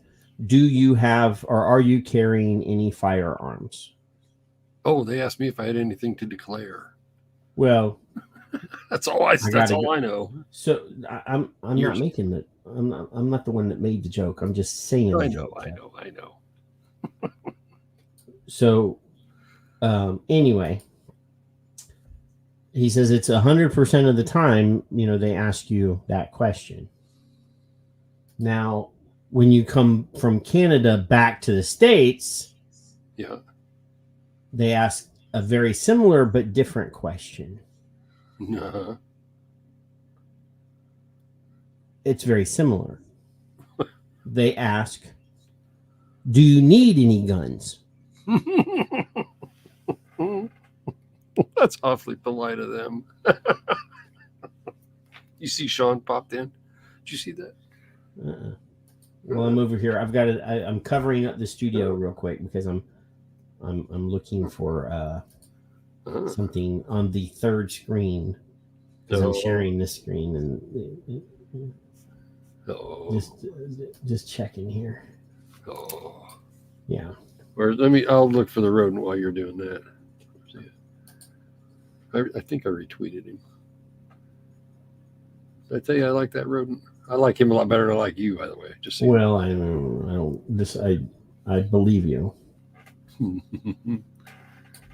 in 4 is a very unusual way to say 2.6. He said. Did you go? No, she said that in Kentucky. Yeah. The number is 1 in 4. Now she's saying we're above the national average. So if the national average is 2.6%. Well, this is the law firm of the Hollis doofuses, some fucking where. And they, of course, they're the premier law firm for the people who have been injured by harmful prescription drugs and medical devices. And they say the 2022 national survey conducted was more than 1 in 4 middle and high school students using e-cigarettes daily, with 85% of them, see how they word that, 85% of the 1 in 4 of them use fruit-flavored e-cigarettes. And Phil said 1 in 4 is a very unusual way to say 2.6 because the rodent is just on it. And there you go. But she is saying numbers. No, she's saying that in Kentucky it's 1 in 4. Right. She said prior to that we are higher than the national average, but did not say what the national average was. Right. It's an illusion. I want you to I want you to understand what she's saying, because she's not saying the national average is 1 in 4. She's saying in Kentucky the average is 1 in 4. Well, it's probably the same number, 2.6, either way. So I don't know what because so far she hasn't said a percentage, but she said that it's all in the wording. Kentucky. Here, I'll scroll. Yeah. I'll scroll back because I want there to be. I don't want to. I want to criticize her, but I also want to be fair in my criticism. Yeah. So I don't want to put words in her mouth and have her say something that she didn't say, because that's what they do. There are probably more than 3 million youth who are currently using e-cigarettes nationally, And while the rates Well, she said probably. So how many is it, Kev? It said, what did he say? The law firm says, oh no, I don't think they did say. They did not. 1 in 4 is what they said. I think it's 2.2 now. I don't remember. I think it dropped. Right. Again. So like I said, I want to be completely fair when I take them down. I don't want to put words in the mouth. So she says that there's probably about 3 million kids in the United States that vape. Now I don't know what the percentage is, Kev, but if I could go and get a census, I can go and look in the census and see what the census is. Right. For the total of number of kids aged 1 to 18. Because those are the minors. Those are the underage. And multiply it by that 2.6. That could easily be 3 million kids, Kevin. It could. You're right. I mean, on a population level, when you're looking at every human being in the United States that's aged 1 to 18, that could, there are millions and millions of them in this country. Underage, yeah. So I want to, when I strike at them, I want to be factual and fair. I don't want to be putting words in their mouth, and I don't want to say that they're wrong until I know for a fact that they're wrong. Okay. I'll wait till the end. if Ed is texting or is tweeting right now, or not Ed, because Ed is in the chat room. If Phil is currently listening to the show and he has those numbers, I will take them from Ed, or not from Ed, because Ed is a drunk. But Phil, Ed, leave it alone. So you get all the old men all mixed up. He's going to get us arrested. You know he is out in California. That's what's going to happen. What? What is she saying? Pistols? I saw that earlier, by the way. Pistols is 21 here in Texas. Is that the? I know kids that are younger than 21 that have handguns. I may or may not have had several handguns before I was 21. What? We are constitutional carry now, so I have a concealed permit. As do I. Let's listen to the winch here.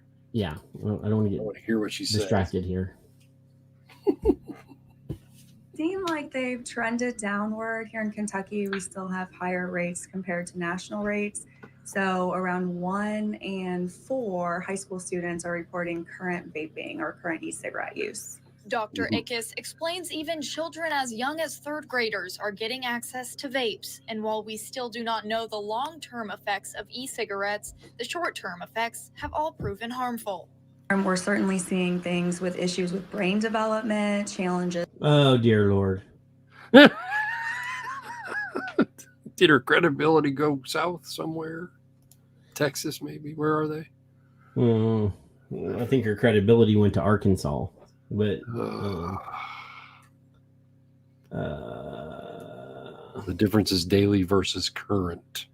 Right. Well, first she said there's 3 million. Yeah. Well, underage, and now she's talking about she shifted from underage to 12 to 18 or whatever. She threw some numbers out for ages. Right. It's double speak. It's where can I confuse you? Because I don't know what I'm talking about. I'm just going to make shit up. That's what Richard, constitutional carry does not mean that you have to carry. Oh, it damn, just means that the government cannot infringe upon your right to carry. So it's those a good people way to that think about it, though. those you're people 21, that here's your gun. choose to carry, yes, they legally can carry, and whether that's in the open or, well, I have to be very clear because constitutional carry means different things. In Texas, I'm 99% positive you can carry openly as constitutional carry, but you cannot conceal unless you have a permit. Right. I'm Which is silly. 99.9% positive in that because I have a concealed carry, which means that I can hide it normally. And I haven't taken the test for the renewal yet. The test? Yes, there's a written test and a yes. To renew? Yes. Oh, it's not for life, Kevin. Well, no. You have to brush up on the changes in the procedures. We have to be able to explain when you can and can't carry, because there are still places, even in a constitutional carry state, where you cannot carry. My responsibility is to know that. Other than that, we have no other test. We just pay the $50 or whatever it is. No, you still have to renew. We have renew. To we have no test. We have Yeah. no testing. Originally, when you started, yes, but other than that, no, I, and it may be that it's random. Wow.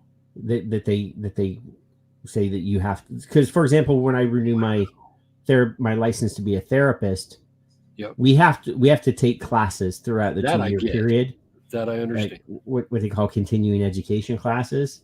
Right. Now, when you renew, because each one of those classes you get a certificate that has the number of units that is, and you have to have so many units to renew. Now, randomly, you are selected to prove that you've actually taken those classes. Not everybody gets audited. So, but gotcha. Yeah. Wow.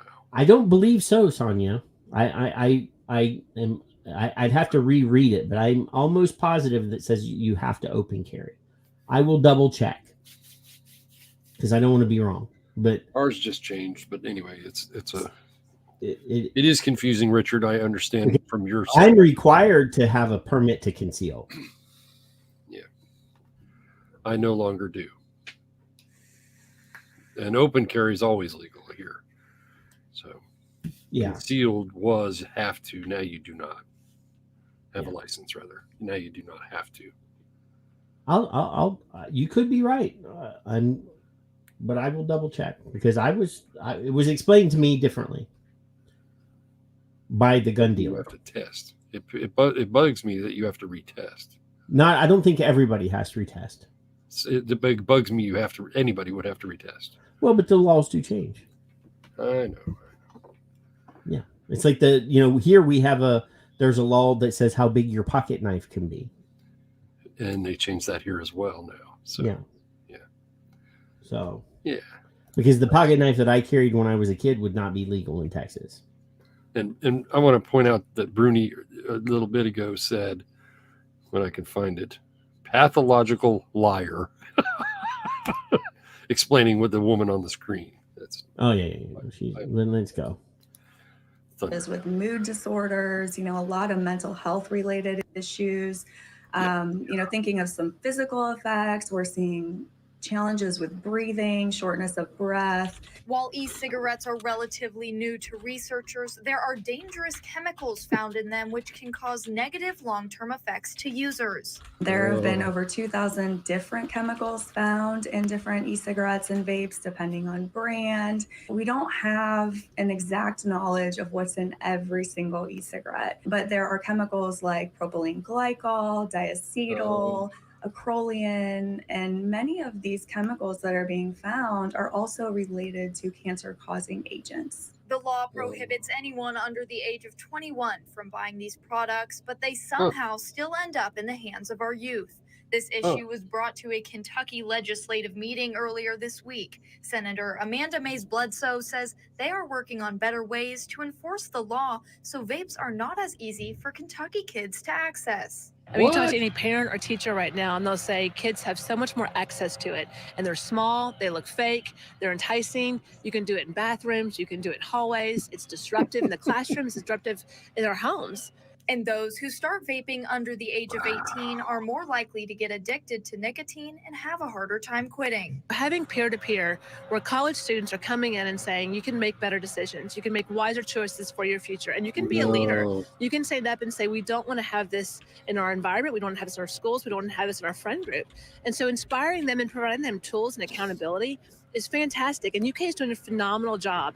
While youth vaping continues to negatively affect a high number of young Americans, there is hope. You can look at our website at WTVQ.com for more resources. Oh, thank Reporting in goodness. Lexington, Jane Davenport, ABC You know, 36, Patrick, on your side. I gotta He's go. on I our gotta side, check Kevin. that. I gotta check that website. I gotta go. I wish for the amazing. I don't know what else I'm gonna do other than maybe ride a boat over to see Bruni. I probably will stop in the UK on the way. Would that be a normal route? Well, we got to be fair, Kev. We got to be fair. I'll miss you. Jesus. Ow. Where do you find some of this shit? I Google alerts, Jerry. And look. Somebody brought Jerry up earlier this week. What do you got? What are you doing? Oh, I'm just looking up something. I'm just looking up something. Ow, my why is my like it goes to sleep, it wakes up, it goes to sleep, it wakes up. I don't know. Michelle, they have some kind of special test. Are you smart? Yes, then you can come on and do your shit. That's what they do. Yeah. Do you have a job that you should be required to have some sort of intelligence to perform, right? Oh. There should be a competence test of some sort. You would think. I don't know. I really don't. Are you looking for something? Oh, I'm always looking for something, Kev. Always looking. I'm always looking for something. Ow. Don't eat all the candy before the kids get there either. Don't be an ass. There. Phil clarified 2.55 in 2023. 2.55 what? Million. It did go down. Shit for brains at the FDA said it has come down. But we've got more to do. Well, yeah. There's always more to do, Kev. It's come down every single year, I think, since 2017 or 18, if I recall. Well, there was a big jump, though. There was a bullshit story jump. In 16 and 17, there was a huge jump, and then it went down. And it's all in the questioning words. It's constantly stupid. Yeah. Listen to this. Yeah. No. Welcome back. Up next, on behalf of our sponsors at Moderna, we have. Did she say Moderna? She said Moderna. Thanks to our sponsors at Moderna. Well, I'm glad to know that it's a sponsored piece. I appreciate that very kindly for the information. So I can basically ignore everything that she's going to say from now on. But I'll listen. From our sponsors at Moderna. Have the author of the new pandemic book, Crisis and Chaos, to share what we need to know about COVID and getting vaccinated this year. Let's learn more. Oh, that's different. With COVID infections on the rise since June, many Americans are confused about how to keep themselves healthy this fall and winter. And the latest data on COVID risk and impact may surprise many Americans and are especially relevant during back to school and the cooler weather. Joining us right now is former U.S. Surgeon General Dr. Jerome Adams to help us make sense of the science and offer his medical recommendation. I'm wondering what the fuck you're trying to do. I'm over here dancing. Oh my God. I didn't see you dancing. You're about this big tonight because I got you focused toward the camera. I've realized that I'm talking over here to everybody every night. So I thought, well, I'll try this. Yeah. You can stop and either mute me, which is fine, or turn that fucker off. Come on, Kev. I got no patience for this shit tonight. He's written a book about his experiences managing the thing. This is what was on Twitter. I think it was this week. It might have been last. And Deemy's on. Somebody said, "Hey, he wrote it." Deemy's like, he can write. He's written a book about managing the thing. I don't want to say the word out loud. Can you imagine the 37,000 and now screenshots? And now he's touring all of the news stations sponsored by Moderna. So there was a picture on Twitter the other day where he had just gotten the new booster. Good. Fuck him. And he's sponsored by Moderna. Well, I just, for fuck's sake. I mean, I got like 3 of the shots. I'm not gonna. That's the new drinking word, Ed. I got this fucking guy.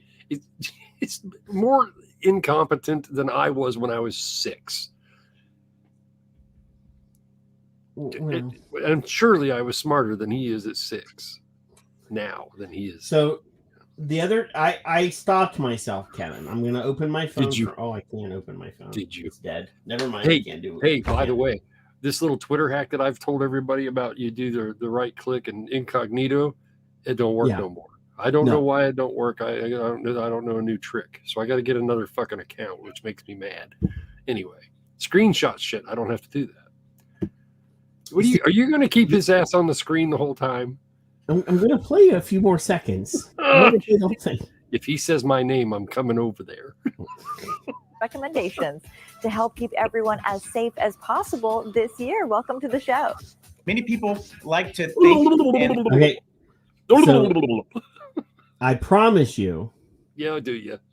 If I did a search right now of Jerome Adams video, like a video news search. Mm-hmm. He didn't say hello. Or this is the same thing as all the embedded vaping advertisements. There are probably 15 or 20 of these videos where it seems like he's being interviewed by 20 different people, and it's the same. It's the same video. Moderna is paying to promote his book. Don't make me. So the other day he tweeted, he was promoting his book on the X, on the tweets or whatever, and he said, for every 10 books that he sells, he's going to buy a book for a student. He said, I'm going to buy a book for a student. So then I responded, are you going to buy them a book that's actually going to teach them something, or are you going to give them your book? And he still didn't. He still hasn't. I mean, unless he's got. He hasn't blocked you. He has not blocked me. See, that's why I don't like you. It took you fucking forever to get Glance to fucking block you, and I forget Simon Chapman didn't block you forever. I don't think Glance has me blocked. He'll piss my fuck off.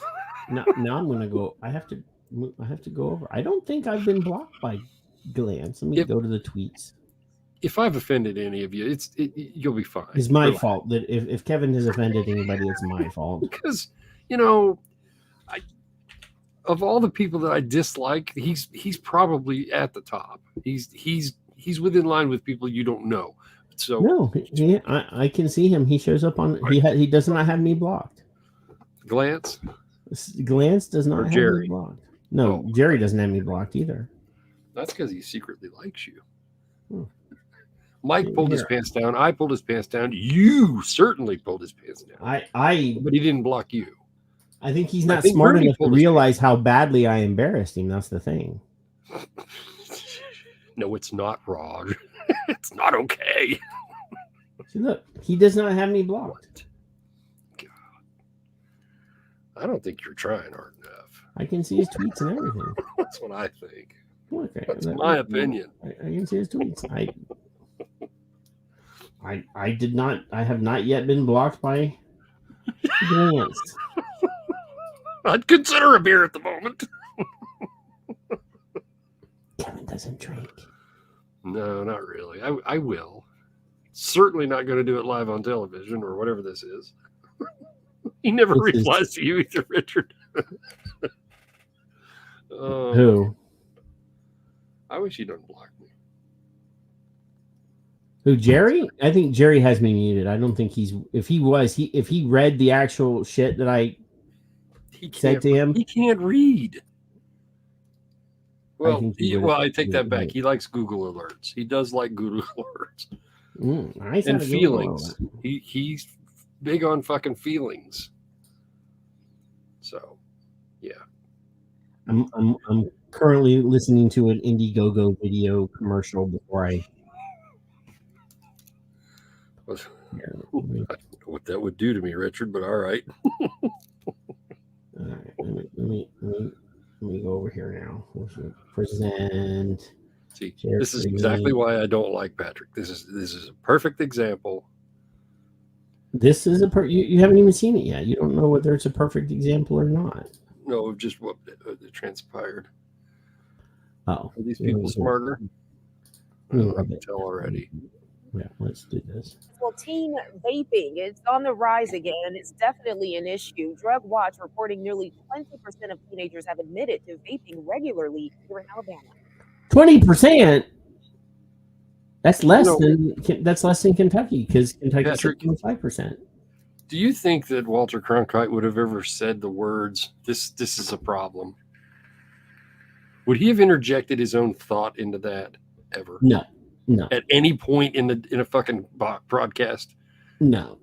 I mean, he did show emotion. I have seen video of Walter Cronkite when JFK got killed. I saw a video of when Martin Luther King was assassinated. I've seen video of him for the moonwalk, and he did show some emotion during those broadcasts. Mm-hmm. As I would expect them to. As a general rule, though, doing a regular story about mundane shit, no, I never. So they're going to tell you what to think, and then that's what they do. And that's part of the problem with America. They think it's the kids. Yeah. This is the problem, right? You fucking heard it right there. This is a serious problem. I can't tell, is Addy thanking us because he's leaving, or is he thanking us just to say thank you? I don't. We can't leave. We're only like we've still got a long way to go, and I skipped a couple, and we still have. Good, keep going there. Let's keep going here. Yeah, this is why a school system in our area launched tougher penalties for students caught on campus with those devices. You attend our Lauren Harkson checking with the Coleman County school system to see if vape court is helping with the problem. Lauren? Vape court. That's right, Steve. Brittany, the Coleman County superintendent, tells me there's been a significant drop of vaping offenses within the district since vape court was introduced, but the issue isn't completely dissolved. We have an off-campus site that our students have to go to for alternative school. It was almost a waiting list to go to alternative school because it was so many, and we've turned the corner on that considerably, and it's helped out a lot. Superintendent Dr. Shane Barnett says they're now So they have so many disruptive kids that their alternative school is already overwhelmed, and now that they are punishing, this particular school instituted a different punishment plan. Instead of automatically sending kids, they actually had a tiered number of other punishments other than sending kids directly. Now, this is not Texas. Right. And there is one school in Texas that is trying a different program to reduce the number of kids because their alternative school is already, there's a wait list. So what are they doing to all these kids in Texas that can't go to the alternative school because there's already too many kids in the alternative school? Mm-hmm. So I don't know. But anyway, yeah, let's keep going here. noticing fewer Coleman County school students with vaping devices. Right now, we don't know all the repercussions from them vaping and using these harmful chemicals and things. And so we're trying to help them when sometimes they don't want to be helped.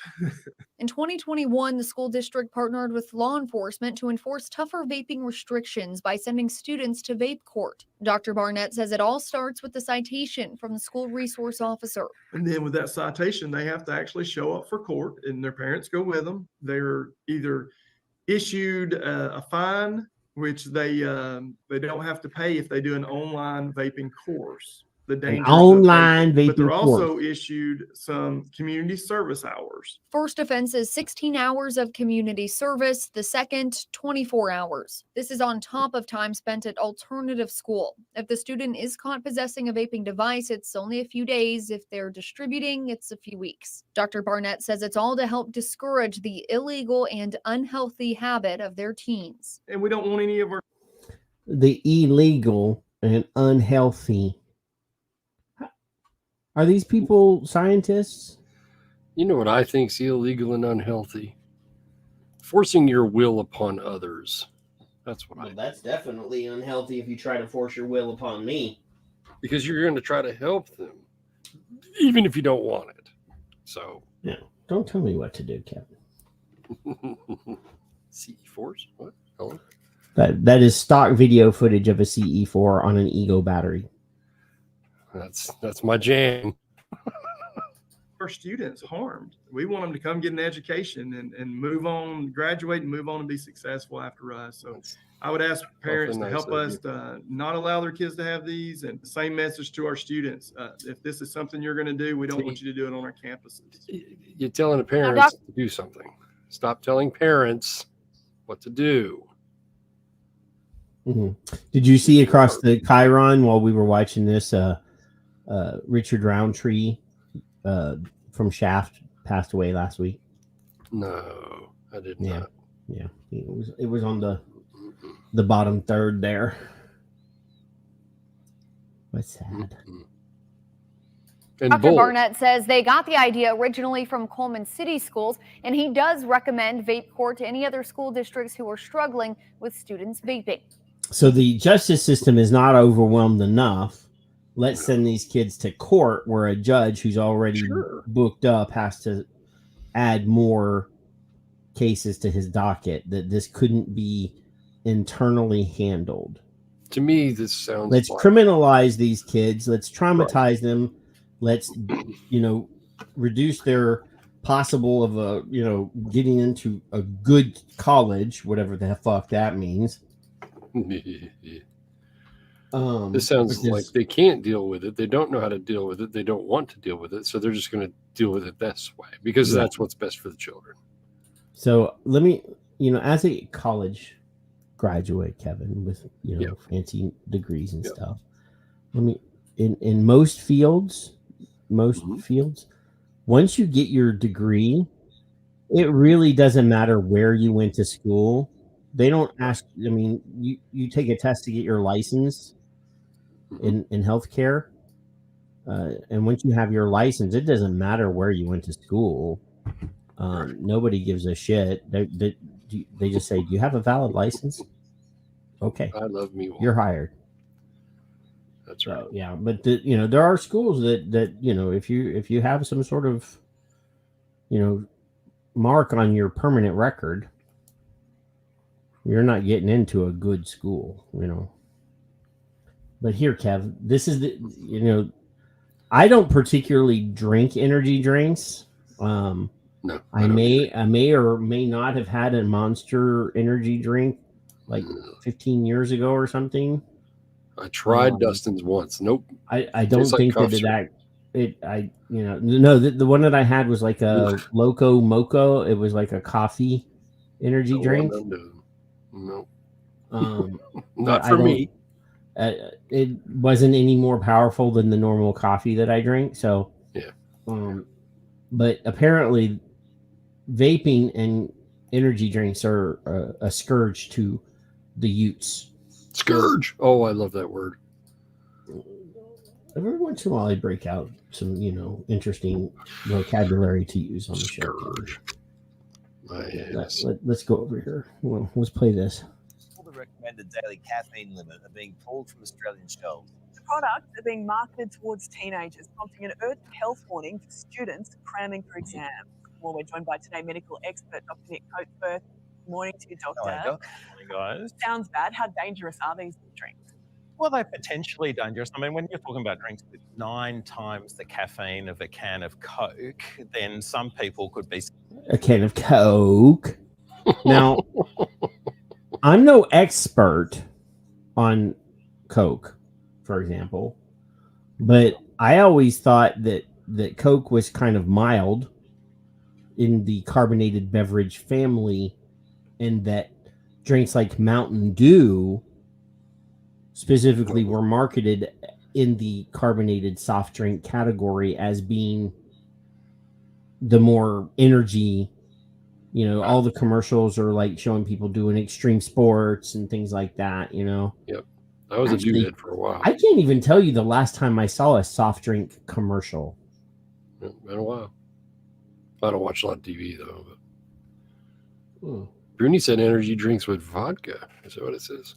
Well, at his age, I mean, he needs anything that's gonna, leave him alone. Perk him up a little bit. I mean, You just focus your energy on Jerry. Leave Bruni alone. when I'm his age, I'm hoping that I can sleep like, I can sit on the couch and nod off, and the nurse will come and without pissing your pants. Yeah, that's wipe the dribble off of my chin. Get him, Bruni. Get him. Don't make me sick him on you. This is from his country, by the way. Well, susceptible to any number of medical issues, including cardiac issues. But the main thing that I want to get out there to young people is they don't actually help you concentrate. So you get this impression that whether it's caffeine drinks or some kids are sharing their dexamphetamines around, all that kind of stuff, when you take these medications, what it actually does is decreases your memory, decreases your concentration. It seems to hype you up, but it has the opposite effect. Your performance is going to go. Okay, let's climb into that because I think the kids just go, I want to stay up at night.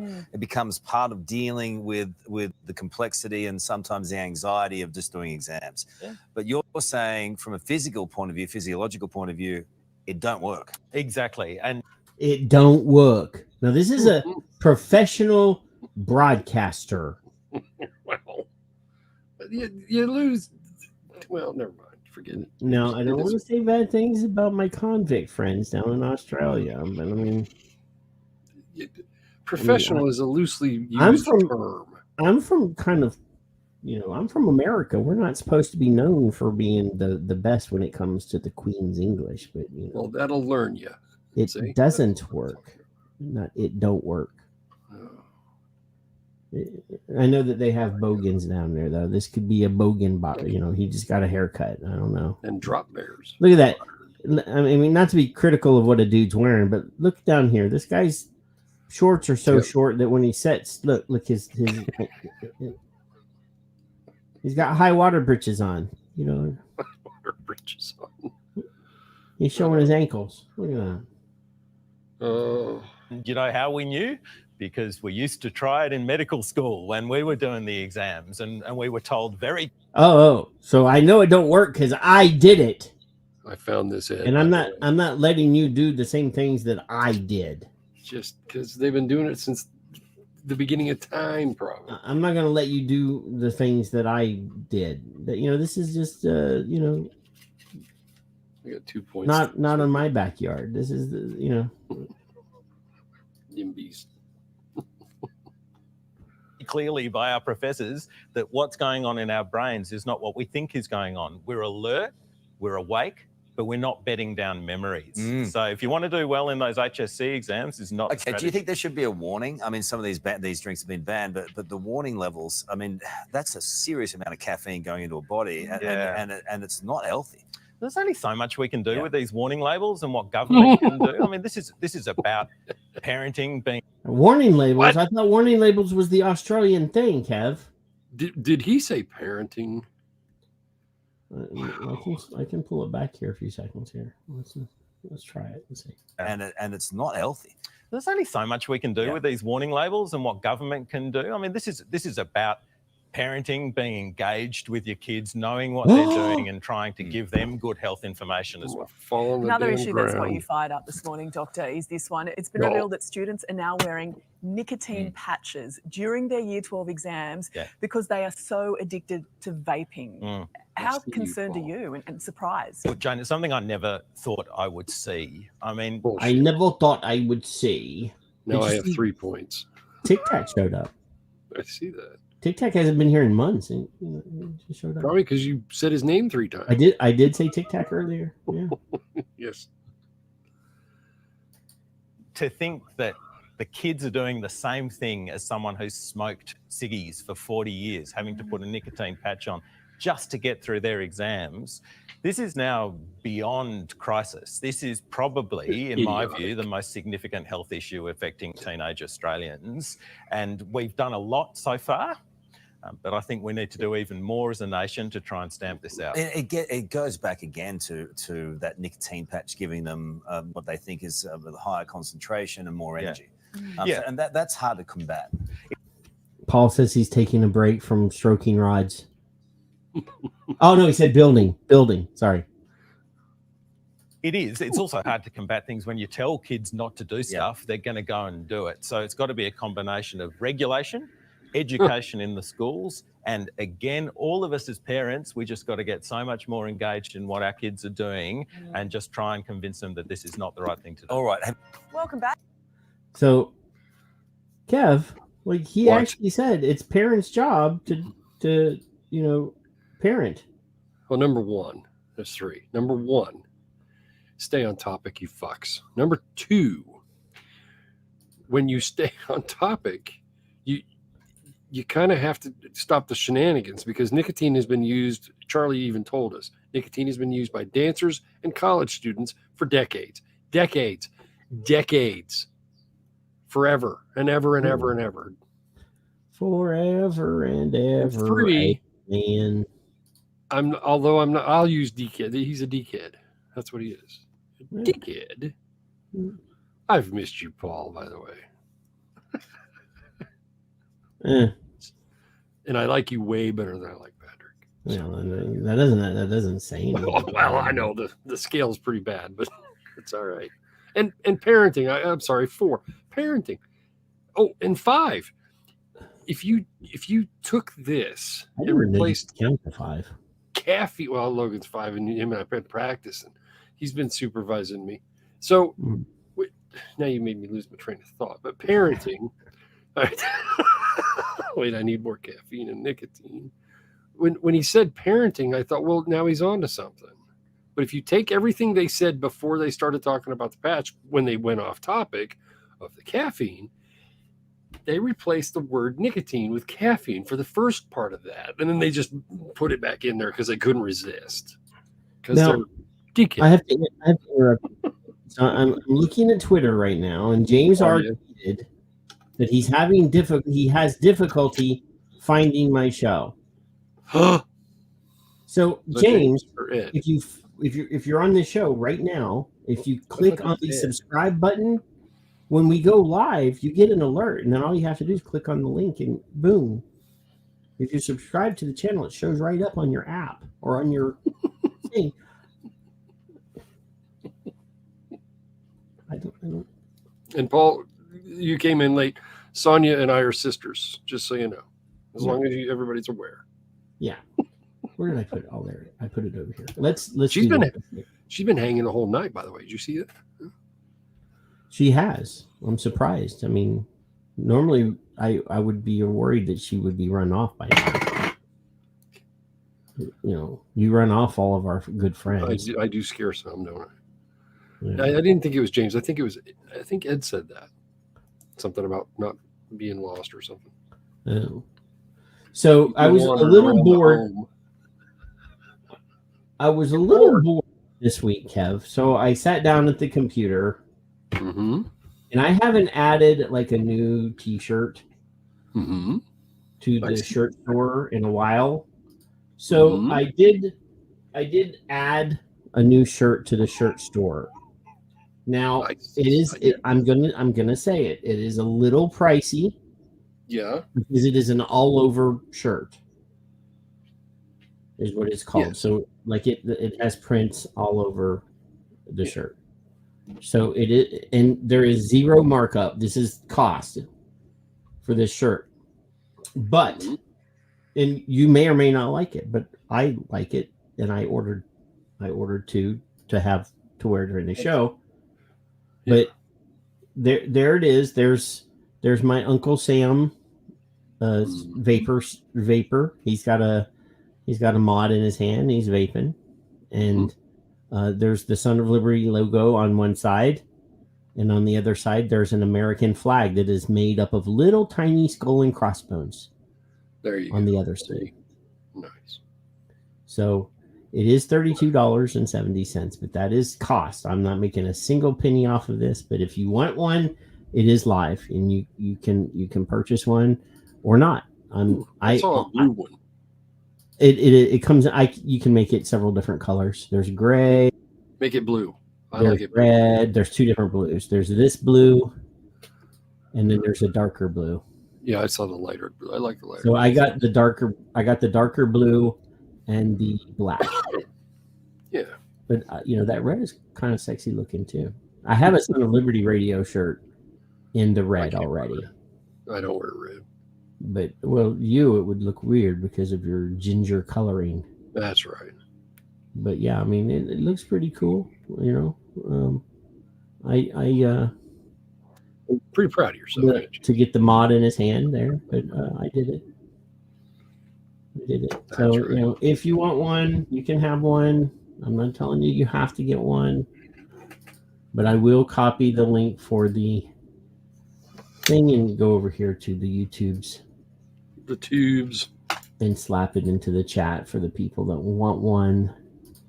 Like I said, you don't have to buy it. I'm not making any money off of it. If you want one, I typically will design stuff that I want to buy for myself so that I can wear it myself. And if somebody else buys it, they buy it. Yep. Mark is still wearing my ugly mug, by the way. That shirt actually fell off the store. I have to put it back up. I still have the graphics and everything, but it's not on the store anymore. So I have to. Nobody else bought one anyway, did they? No, only one of those. No. One of my proudest moments. So, Kev, you did not send me a tweet of the week. Now, you sent me a thing called Tweet of the Year, which I do not disagree with. It is an amazing tweet, but I was not sure whether or not that was what you wanted to highlight as your tweet of the week. It is. I went a whole different out of the box direction, like you have in a couple of examples, and I saw this, and I have a background story because of it, which nobody really cares. But when I who says they don't care? When I was young, the young man across the street had MS, and I would run that boy up and down that street. We were same age. I think he was a year older than me. And he would laugh his ass off. And I wasn't running because it was a heavy chair, but moving as quick as we could go. And you don't have to do the whole thing, but this is one of the most beautiful things I've ever seen. And I wish I'd have thought of it. So the tweet, wind in your face and lots of smiles. Children with different disabilities enjoy skateboarding for the first time on this special modified skateboard. Whoever that guy is a genius. Them kids, he's a very what's the word? Empathic person. I mean, God, I love this. You see these videos of kids that are in wheelchairs or whatever being, there's a runner behind them and they're running in like marathons and things like that. Yeah. There's a dad that hiked like all over the country with his kid on his back. Mm-hmm. These are great people. Yes. There's not enough. Oh my goodness. There's not enough great people. You know what I'm saying? Nowhere near enough. Not this one got me. I was like, wow, this is amazing. When I put it on my Facebook, I'm still friends with that family, the whole family. They lived across the street for years. One of the daughters married my buddy. One of the other girls dated my brother for a while when we were young. They were older, and I still see them quite often, including his mother, thankfully. And yeah, they I don't think his mom saw it necessarily, but the sister did, and she said Dusty would have loved that, So yeah, that was pretty heart tugging to me. So there you go. That was my tweet of the year. You can use the other. I think I sent you one more. That was the only one that I saw. Okay. I thought I sent you one. If you have other tweets, message them to me. We're going to. Oh, shit, Kev. I forgot. Give me a second. What? I forgot something. Here. Let me scroll down here for a second. Here. We're going to have to redo that whole thing here. It's time for the Vape Cats X of the Week. Of the week. So yeah, maybe in post we'll go back and I'll put that in. Mm-hmm. I forgot to play that before we talked about your amazing tweet, but that was my tweet of the week. I did send you one other one. It's me actually. It's not my tweet of the week. It's just me pointing something out. That's all. That's the very last thing you sent me, right? Very last thing I put. Yeah, you said yeah, well, okay, yeah. Well, you're the smartest guy I know, according to you, and I want That's you true. to answer the question that I've asked to the FDA. I want you to give me my answer. I want to know. I think I deserve to know. Let me present. We will present this, and we will see. I deserve an answer. Come on. It's kind of like Stump the Band. It says, I have a question, Kevin. I'm gonna have to. I can't do it impersonation, so I will just read it straight. Don't try. Can anyone give examples of how individuals / consumer groups have successfully petitioned, then FDA tobacco changed, amended or revoked regulations of tobacco products without using a nonprofit group? I can't think of one instance where a petition / letter / complaint / last week or a couple weeks ago we went over a very well written paper for I can't even remember the name of the organization, but it was a African American organization bringing up health disparities, and FDA they got like a very prestigious like ex government policy guy to author the paper. Mm-hmm. I haven't heard anything. I even tweeted it just recently on a tweet by Brian Foytik saying, hey, this is going to cause racial problems. This is going to be an issue, blah, blah, blah. We predict things and they don't listen. Still haven't heard. So you don't know either. No. I thought maybe, because there's quite a few people. You thought maybe that you'd missed some sort of historical precedent where FDA is actually... No, I don't think you missed anything, Kevin. Okay, I was just curious.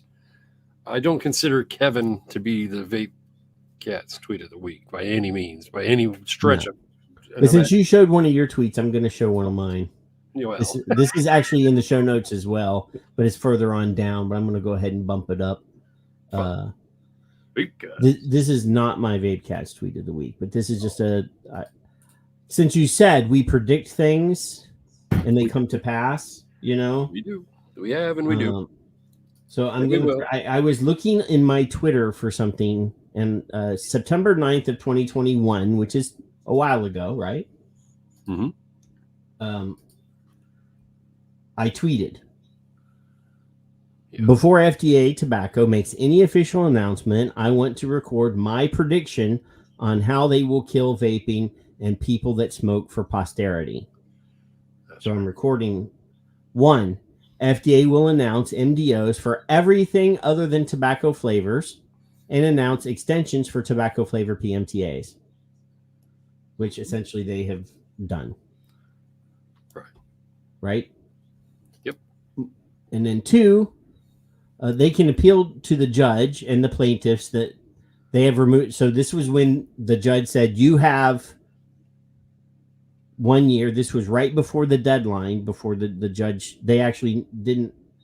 They did write a letter to the judge explaining that, well, we've regulated like 1 million products out of the market.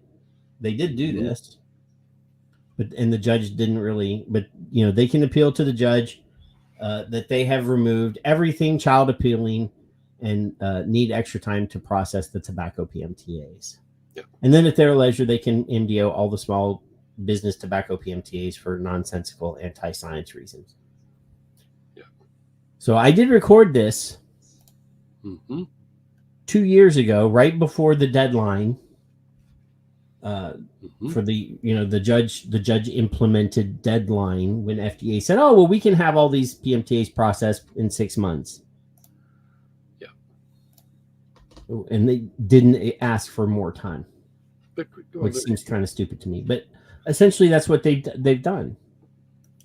They found a fatal flaw and canceled 1 million PMTAs, essentially. They're numpties. They're idiots. Since you said prediction, we make predictions here. Yeah. I I will slip in as tweet of the week if you like. You have another one? I do. Well, send it to me on Facebook, and I will get it for you because I'm still finding mine. I try really hard not to do some things Oh, here it is. sometimes. I found it. So let me I get was gonna yours. say you'll be able to ding or whatever, but I heard it. There it is. There's the ding. I got so this new computer, I got like a visual alert that goes balong, like a melodic sort of. And then, yeah, it's annoying. And then a few seconds later, I get a ding from Facebook. Hell. It's just like talking to you. It's annoying. Annoying, Kevin. Annoying. Why would you say this? That's very Sonia, painful. That hurts my feelings. I don't know why you have to be so mean to me, Kevin. As nice as I am to you. So this is Kevin's X of the week. Tweeted. I'm not going to replay the video again. So this is from our friend Mark and Bernie. I think the dog actually does all the tweeting. Like pretty sure. I love Bernie. Yeah. Says one of my longtime clients, a police chief and safety resource officer at a local school, popped in today. The school tried to get him to talk about vaping in the student body after covering the science and statistics for the school admin. They demanded he lie. Instead, he refused. When asked about how bad youth vaping is in the school, I was surprised to hear that they've never caught anyone vaping and haven't found any devices ever, but the school still wants to lie to the students to make them fear vaping. As an LEO, formerly smoking and chewing for 40 years, and as a parent that helped his kid to quit smoking with vaping, he's not having it.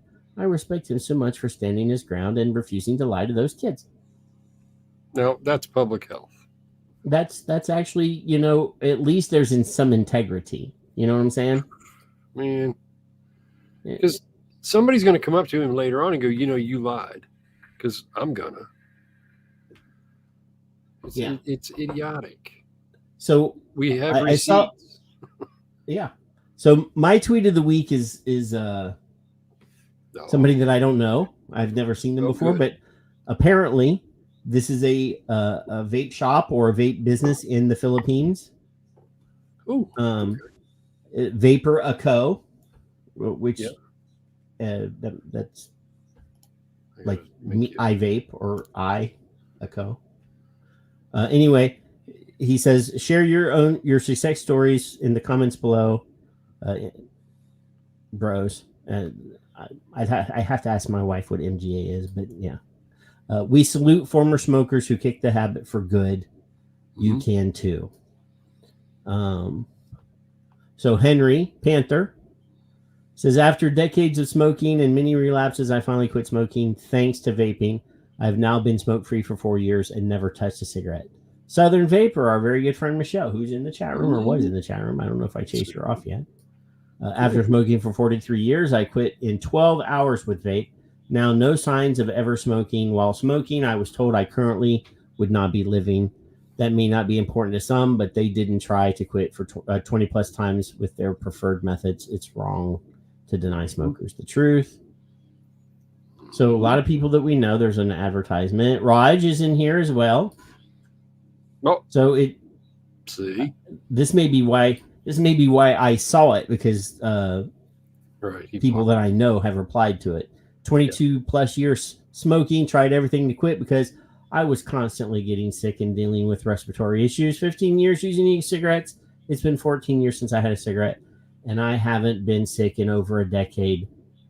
See, yeah, I can verify. So yeah, I can verify. Vaping saves lives.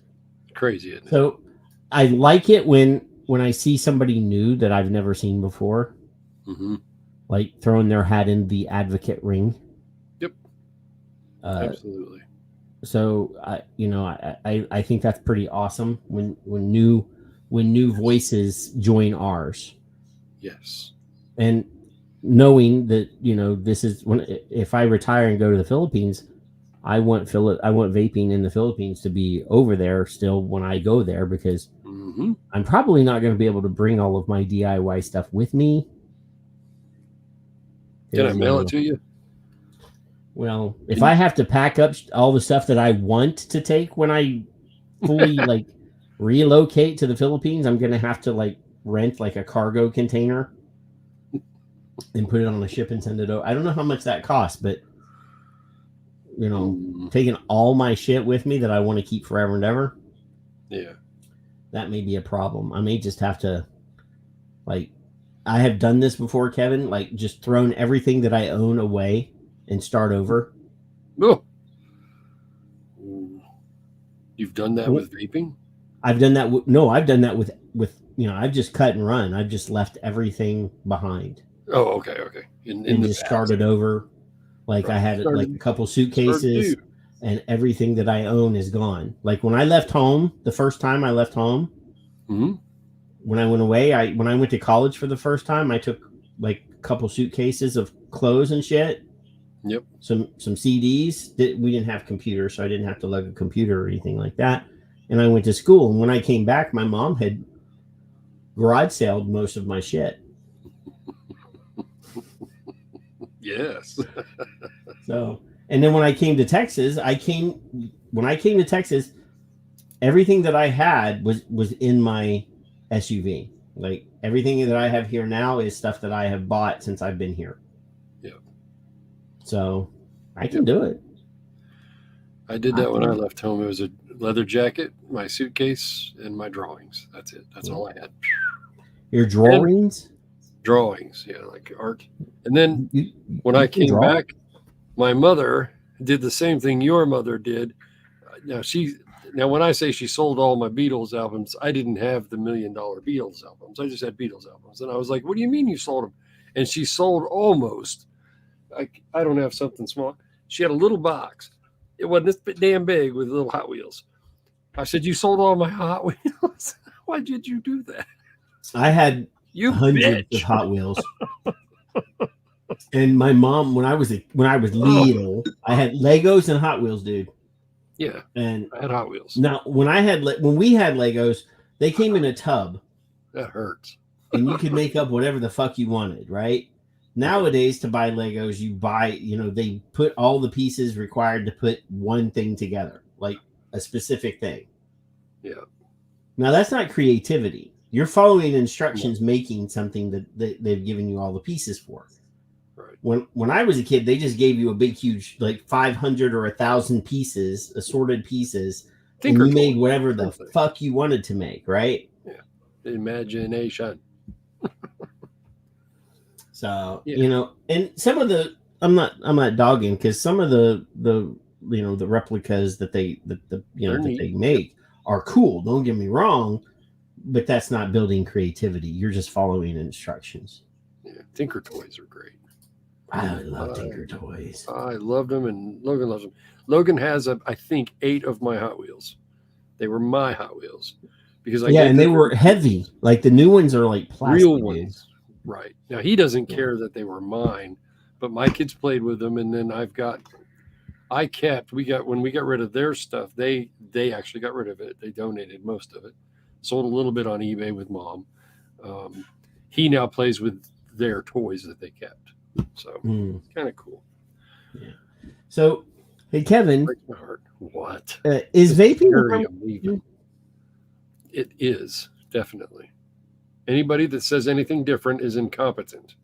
So let's see what John T. Mayer, he's writing under the heading of Philosophy and Therapy and Psychology Today. Let's see what he says. Is vaping harm reduction? ? Vaping reduces harm, but not everyone agrees it is harm reduction. So there's some key points here. He says whether vaping can be considered harm reduction is controversial. With the influence of medicine and public health and addiction, the provider perspective is often foregrounded. With addiction deemed a disability rather than a disease, harm reduction can be thought of as an accommodation.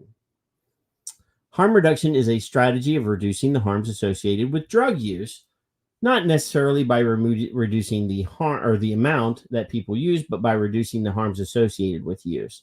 Now, I disagree that he's saying that harm reduction is explicitly only for drug use. Mm-hmm. I don't believe that. Mm-hmm. I think the broader definition is anything that reduces harm, right? Mm. So, correct. Like seatbelts reduce harm, fire extinguishers reduce harm, life preservers reduce harm. Those are all harm reduction as well. I don't agree with that. But anyway, providing syringes to people who use injectable drugs is one example. This may not reduce the amount of drugs used, but it reduces the harms associated with use. For example, people who have access to unused syringes are less likely to contract infectious diseases such as HIV and hepatitis C. Harm reduction as a general strategy is immensely influential and widely adopted within medicine and public health. Here, I want to consider a particular kind of intervention that seems to divide advocates of harm reduction measures. This debate points to two very different ways in which harm reduction can be understood. So again, I immediately think that he's limiting the definition of what harm reduction is. But anyway, consider the use of vaping or e-cigarettes.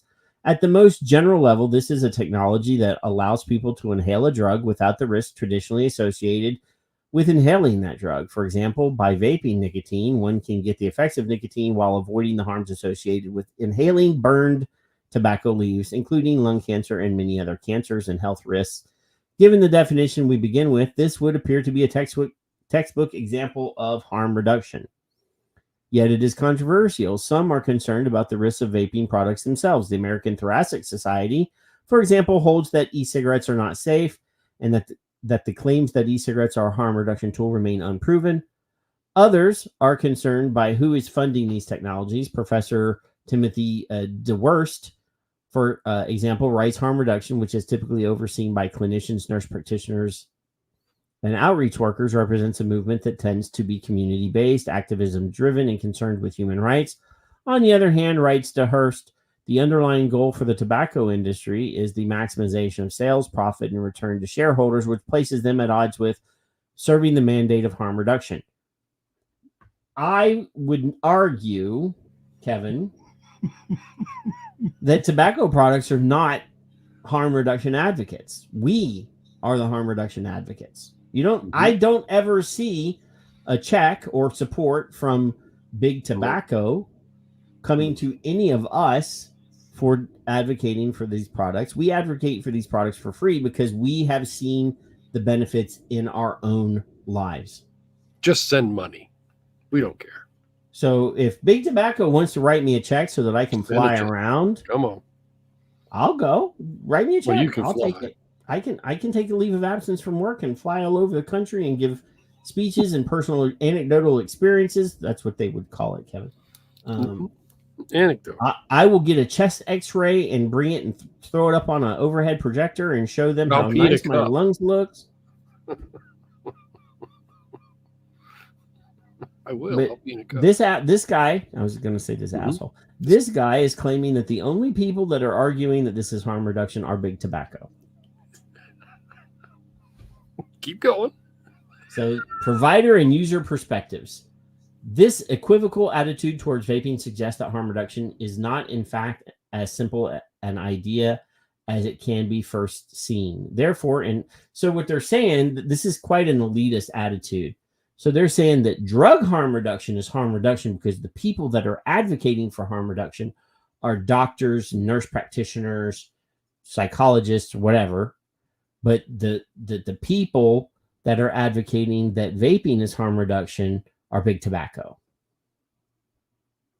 That every person, apparently, that is out there arguing, other than Ethan Nadelman, who is an awesome... Oh, my camera's going to start moving.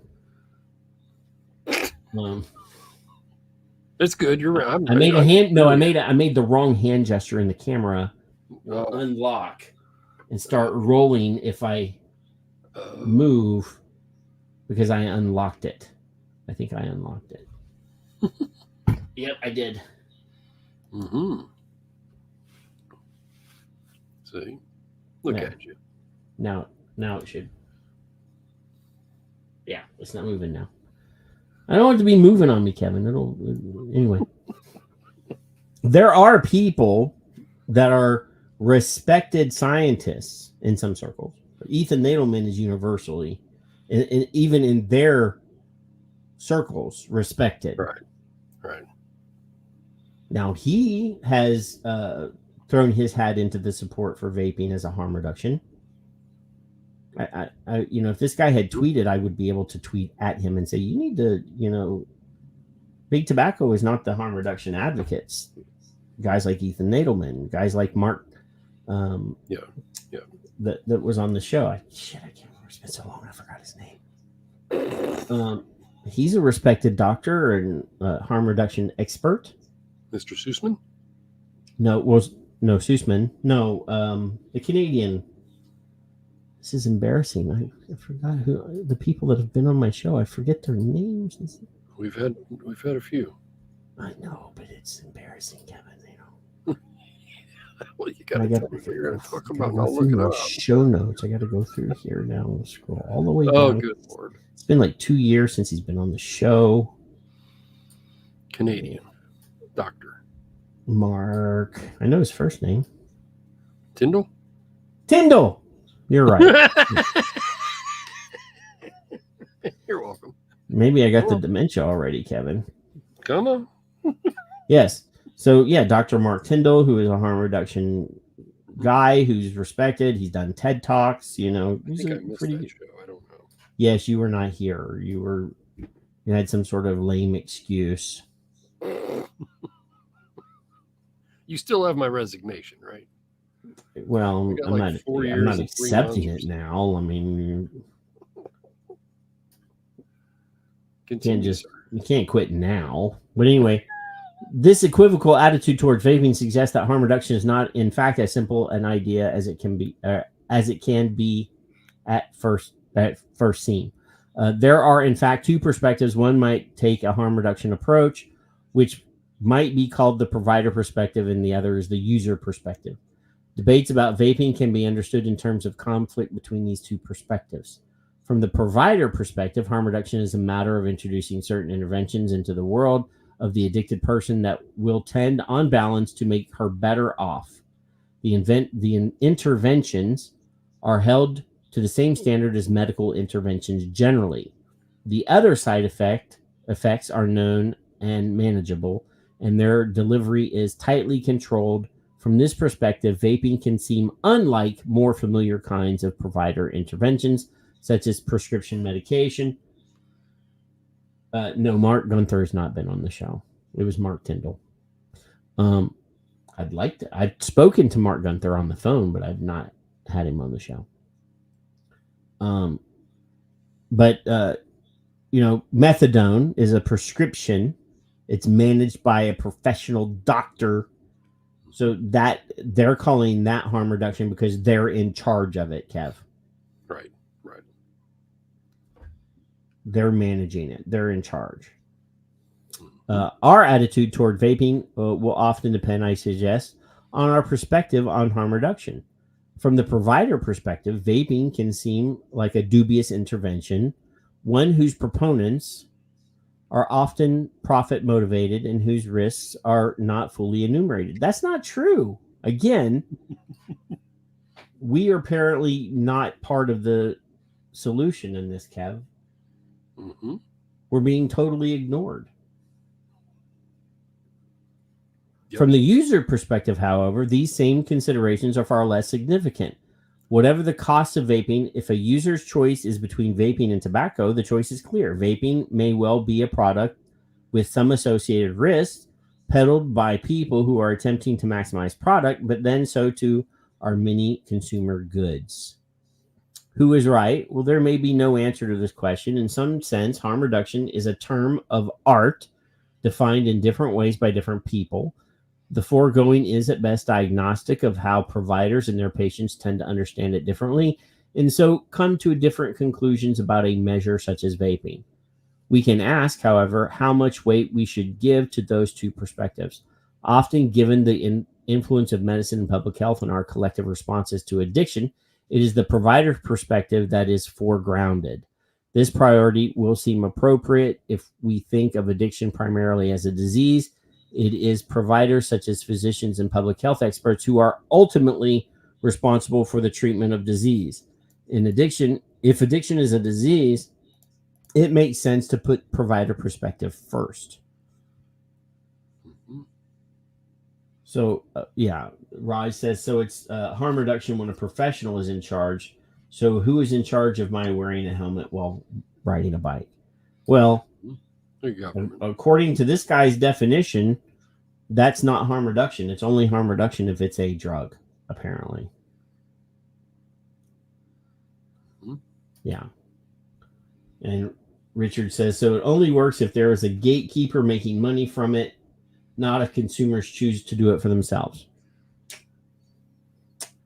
He's saying that, I mean, in their world, they're not accepting the definition that we embrace of harm reduction.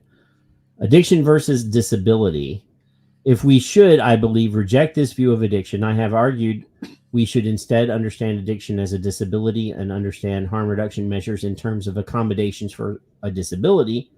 From this point of view, it is the user perspective that is more appropriate one, considering accommodations for other disabilities. Often the most popular accommodations are driven by for-profit enterprises, such as accessibility innovations driven by technology companies such as Apple and Freedom Scientific.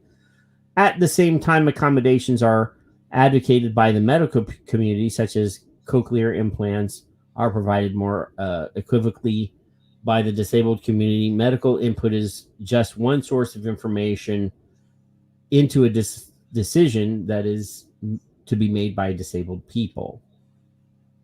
So he's saying that where addiction is a disability. What is this guy? He's a therapist and philosopher based in Cambridge, Massachusetts. And he's got a PhD and he's got a master's of social work. I don't agree with that. I don't think that only doctors and nurses and psychiatrists or psychologists should be gatekeeping on what the definition of harm reduction is. And I don't think that we need to start throwing different labels around about what addiction is, whether it's a disability or a disease. Kevin, are you talking? No. So the perspective on that. I can't hear you. I think you're muted. Or you've unplugged something. You hear me now? Nope, you're still silent. I have no idea why. What you do? Did you unplug something?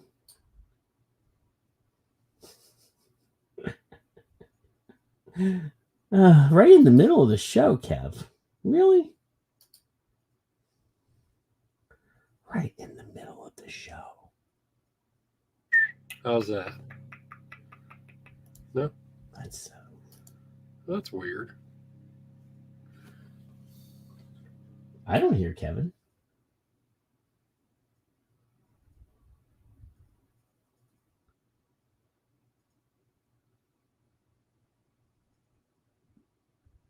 So how can anybody hear Kevin? 1, 2, 3. Oh, 2, maybe 3, my 2. headphones died. 1, 2, 3. 3, 2, 1. Yelling at me, it's you. I can't hear shit now. Let me go over here and double check. 1, 2. Test. She hears me. They hear me. Freak. I'm giving him hell, and it could be me, huh?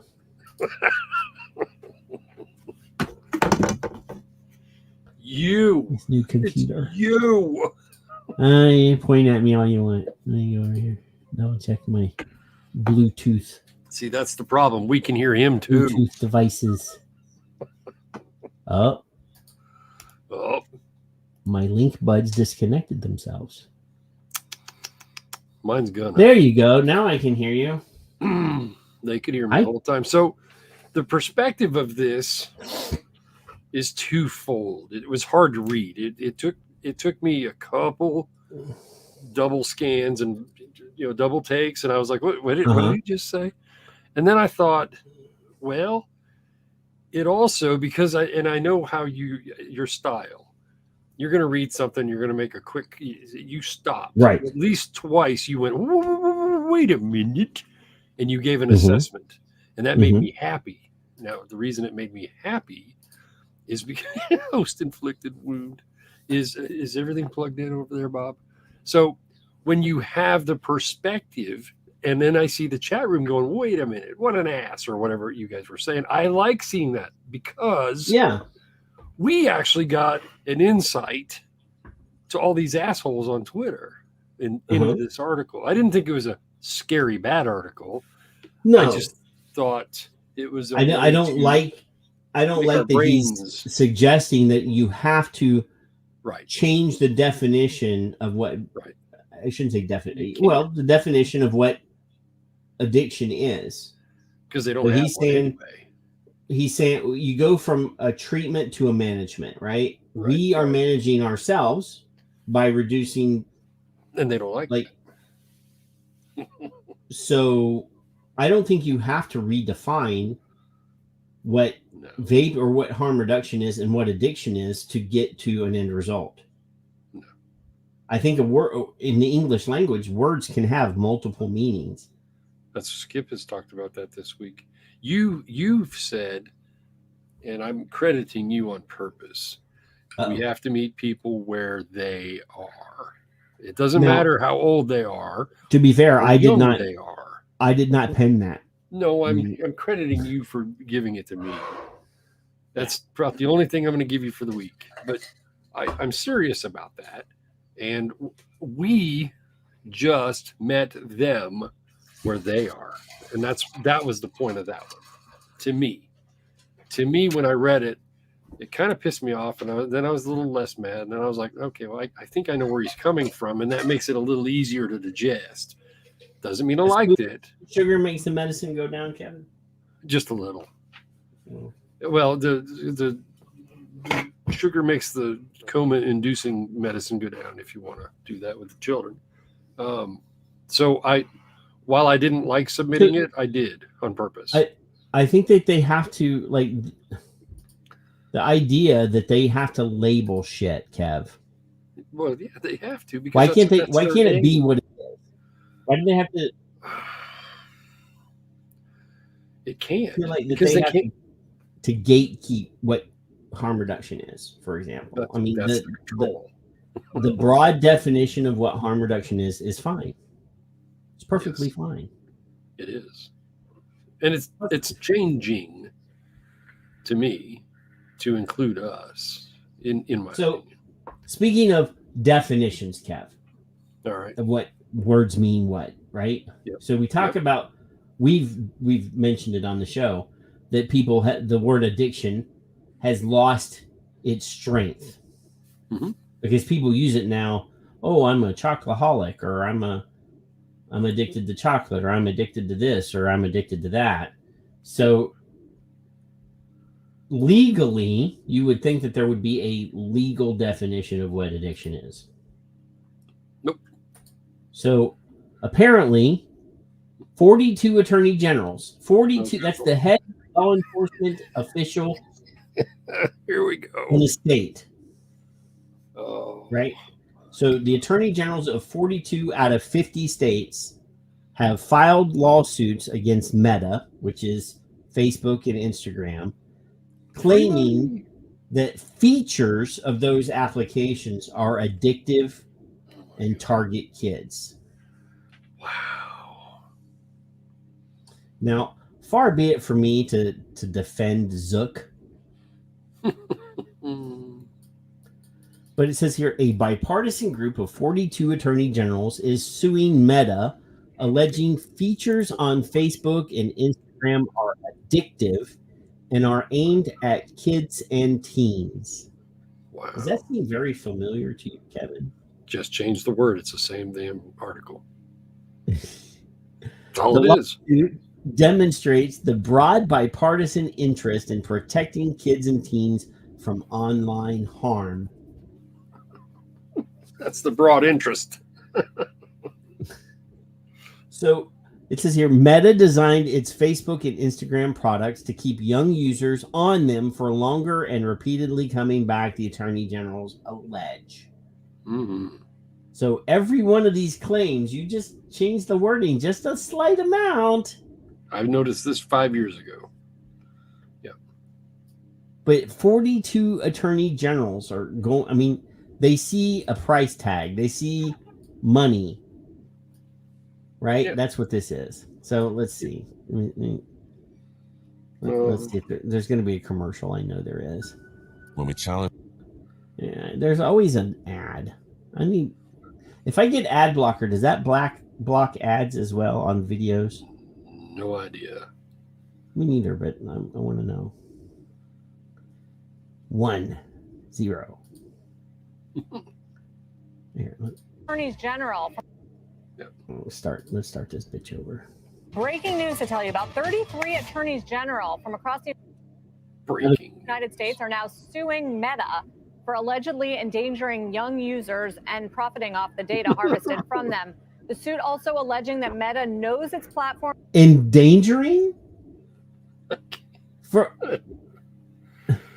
is the app gonna like? Is I don't know. Is like the little girl from Ring going to come out of their phone and kill them or something? What? Platforms are addictive to its users, but that it does not disclose that fact. Remember, this follows a 2021 probe into Meta from several state AGs alleging that the company promoted Instagram to children despite knowing of potential harms it could have on their mental and physical health. Meta telling us, for its part, in a statement, we share the Attorney General's commitment to providing teens with safe, positive experiences online, and have already introduced over 30 tools to support teens and their families. We are disappointed that instead of working productively with the companies across the industry to create clear, age-appropriate standards for the many apps teens use, the attorneys general have chosen this path. Carl, they're apparently demanding a number of remedies, including civil penalties. Meta stock right now. Civil penalties, Kev. That's moolah. I just don't understand how. So they've just taken the Juul lawsuit, right, and replaced every instance in the lawsuit for Juul, and replaced Juul with Facebook/Instagram, and every time they say vape, addicted to vape, they just replace again social media or / whatever to brainwash the public. Oh dear God, this is it's insane. Richard says peak stupidity. It's not far off now. Then bye human race. That's correct. That is correct. George Carlin was watching the freak show. Too much. It's off the highs of the day, but it is.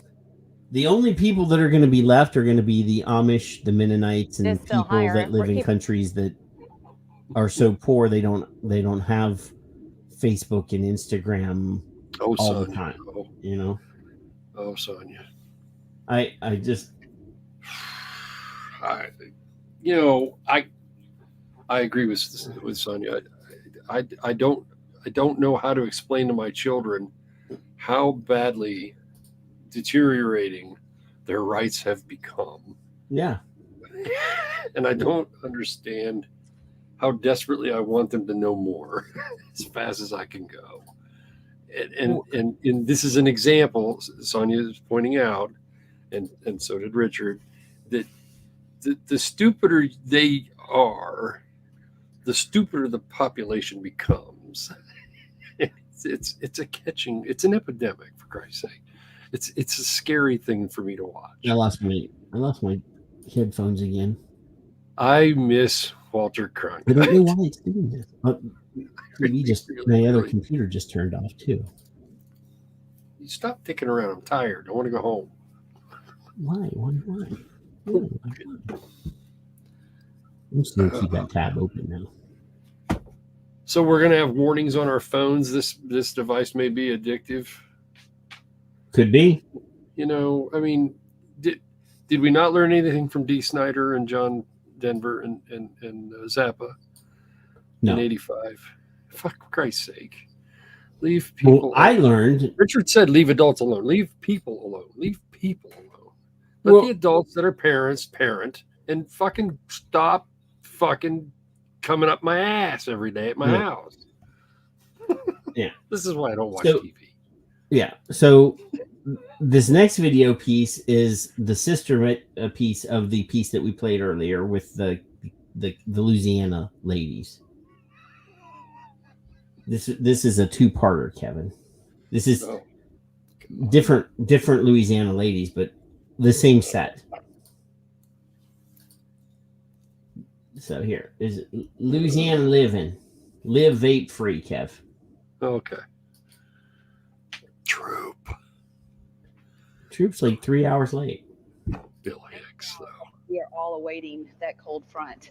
Well, I am joined now by Madeline Hainline and Chriselle Stipe as they are here to talk about tomorrow's vaping town hall in Monroe. Madeline, Chriselle, thank you very much for coming today. Madeline, you're a freshman. Now, I think she's holding a remote control, but maybe she's holding a vape in her hand. I think she's wearing a vape on her wrist. I can't tell. I'm so confused. Student at Neville, correct? Okay. And Chriselle, you are the cessation manager for the tobacco-free living, correct? Yes. Okay, well, very good. So let's start with you, Madeline. Tell me kind of why or what do teenagers, what do people your age think about vaping? Well, we all know that like maybe a year or two ago, vaping was a big thing. Like to be cool, you had to vape. But now I feel like Kevin, are you cool? I've never thought myself as being cool, but I took Logan to the post office and he wore the sunglasses that I bought him.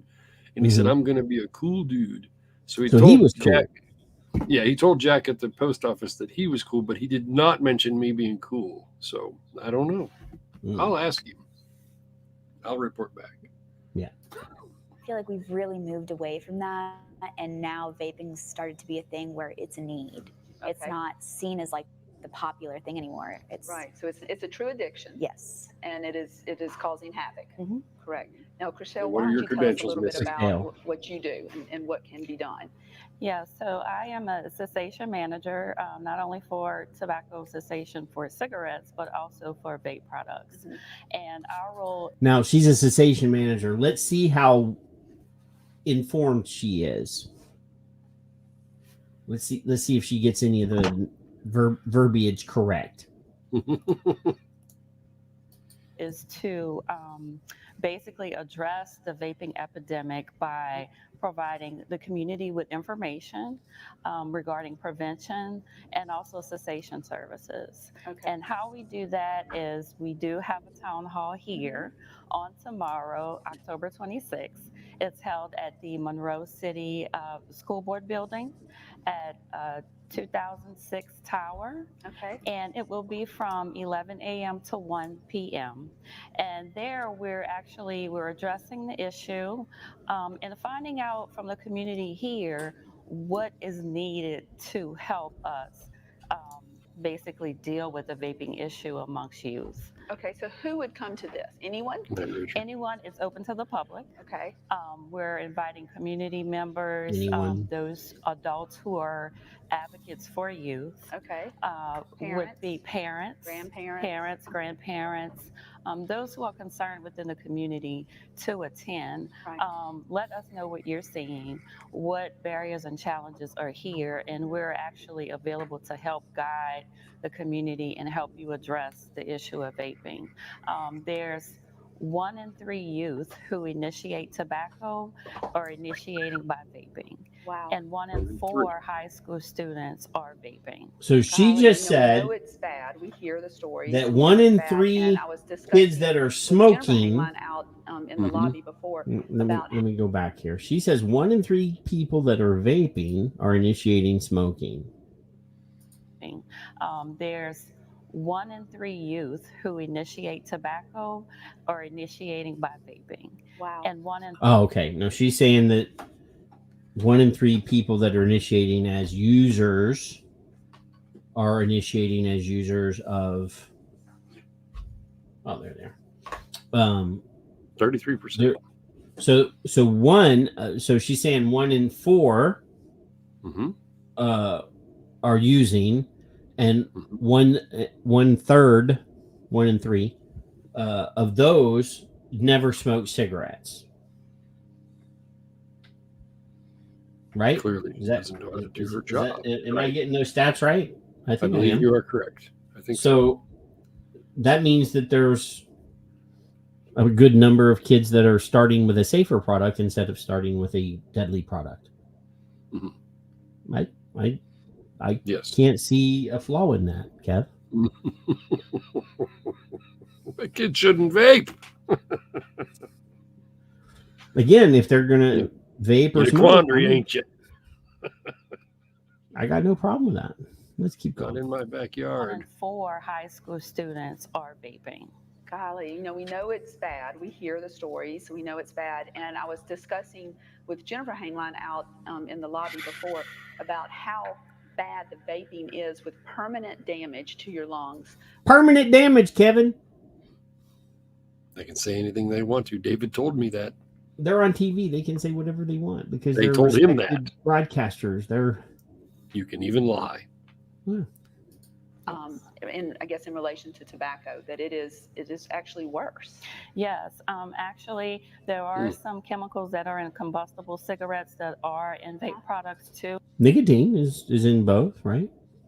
Mm-hmm. I mean, I'm not going to deny that there are some constituent chemicals that appear in both, but those are not the cancer-causing ones. Yeah. These are the cancer causing. Too, not all of them, but they're finding a lot of heavy metals. Okay. That I like heavy metal. Ozzy Osbourne, Metallica, Judas Priest, Slayer. Youth and people who use vape products are inhaling. Well, thank you very much. We appreciate you coming with us there today. Next, we'll be in the kitchen with. They're going to go to the kitchen. I was gonna say something sexist there, but I'm not gonna because Sonny will smack me. Stunning amount of stupidity. There's a lot, and Kevin, I can remember the very first advertisement or thing that I saw, and this is a long time ago. This is in 2014, 2015, when Still Blowing Smoke had their campaign. Yep. And that's when the very first claims of heavy metal, that I can remember were actually publicized. And it was like Orange County Public Health or it was some California Department of Public Health that started the whole thing, and then Still Blowing Smoke took it and ran like a football. I remember that. That's been around forever, and we've debunked it and explained the science to them. And they still don't know. They don't acknowledge. They don't acknowledge. No. It's kind of sad. Yeah. Kind of sad, Kev. Tobacco control math. Let's see. What's this next piece here? I think this is one of the ones that I really wanted to do. So I don't want to skip it. No, I'm going to skip this one. That's not the one. Open in a new tab. Let me double check this one. 2 bazillion. This is not a vaping related thing, Kev. Oh boy, here we go. This is not vaping related, but we're going to talk about this. Oh boy. Yeah, because was it 2 weeks ago? Okay. 2 weeks ago, we talked about the governor of California signing a bill that essentially gives police officers the authority to enforce their will upon citizens of California. Yes. If they deem by some measure that you are either unable to care for yourself, or that you show signs of being under the influence of alcohol or drugs. That's why we're staying away from Ed. Yeah. That they January 1st that they will have the authority to arrest you immediately and put you in custody for 72 hours on a psychological hold. And they're going to tap you on the shoulder. You will be me. Under the care of a psychiatric professional who will deem whether or not, against your will, by the way, specifically, even if you don't want their help, you will be forced to accept their help. And if they deem that you're not ready to re-enter society, they can keep you indefinitely and take all your money. And if you have control it. all of your assets, including any federal assistance that would be provided to you because you have mental health issues. So their determination. Right. They are determined. Now, this story is not about California police officers, but it is about police officers, which I hold many great friends that are police officers. Yes. But I believe they would be also the first to tell you they're not qualified to make these sorts of decisions about people's mental health. They are not experts. No. And especially when it comes to whether or not you are going to take away that person's liberty,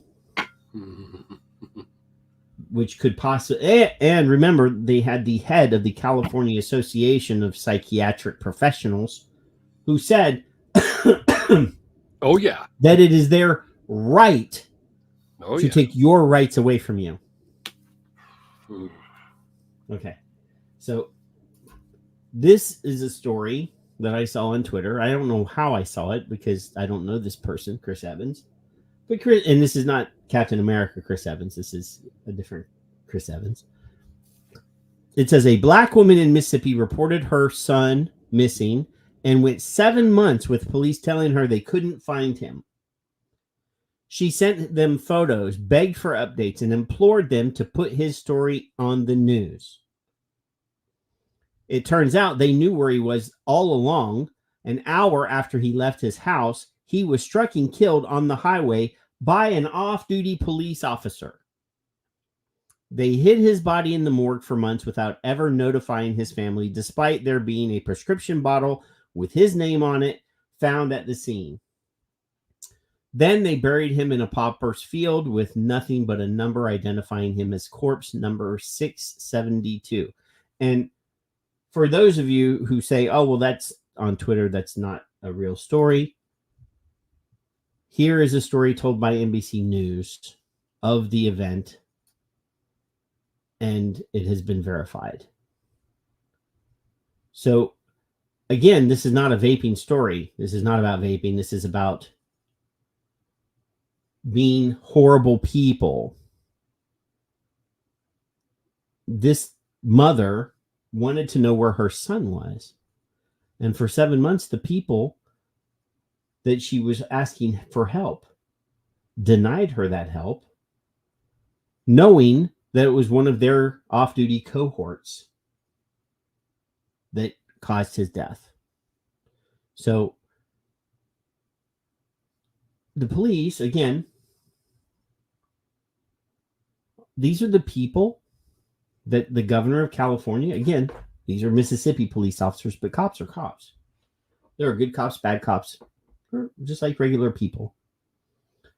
These are the people that the governor of California has deemed are smart enough, intelligent enough, empathic enough to decide whether or not somebody is healthy enough mentally to take care of themselves. But they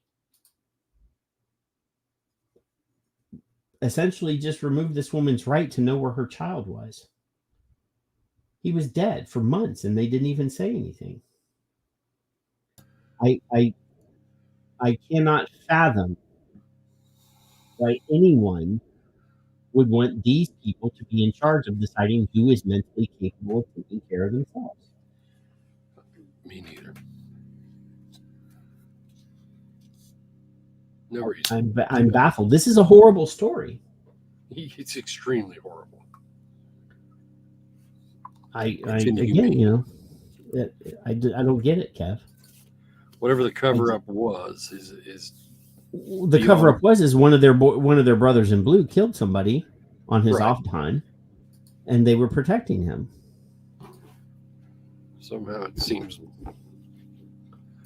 more than again, that. I love police officers. Don't get me wrong. I'm not here trying and attacking cops. No, we're talking about some very specific one or ones in this case. This situation is, you've got these guys who have a real fear that they're going to, anytime they show up to go to work, they could be killed. Kevin. Yeah. There are those people. Then you have regular folks who are afraid of cops because there are stories on the news every day, it seems, of bad cops killing people, and specifically people of color.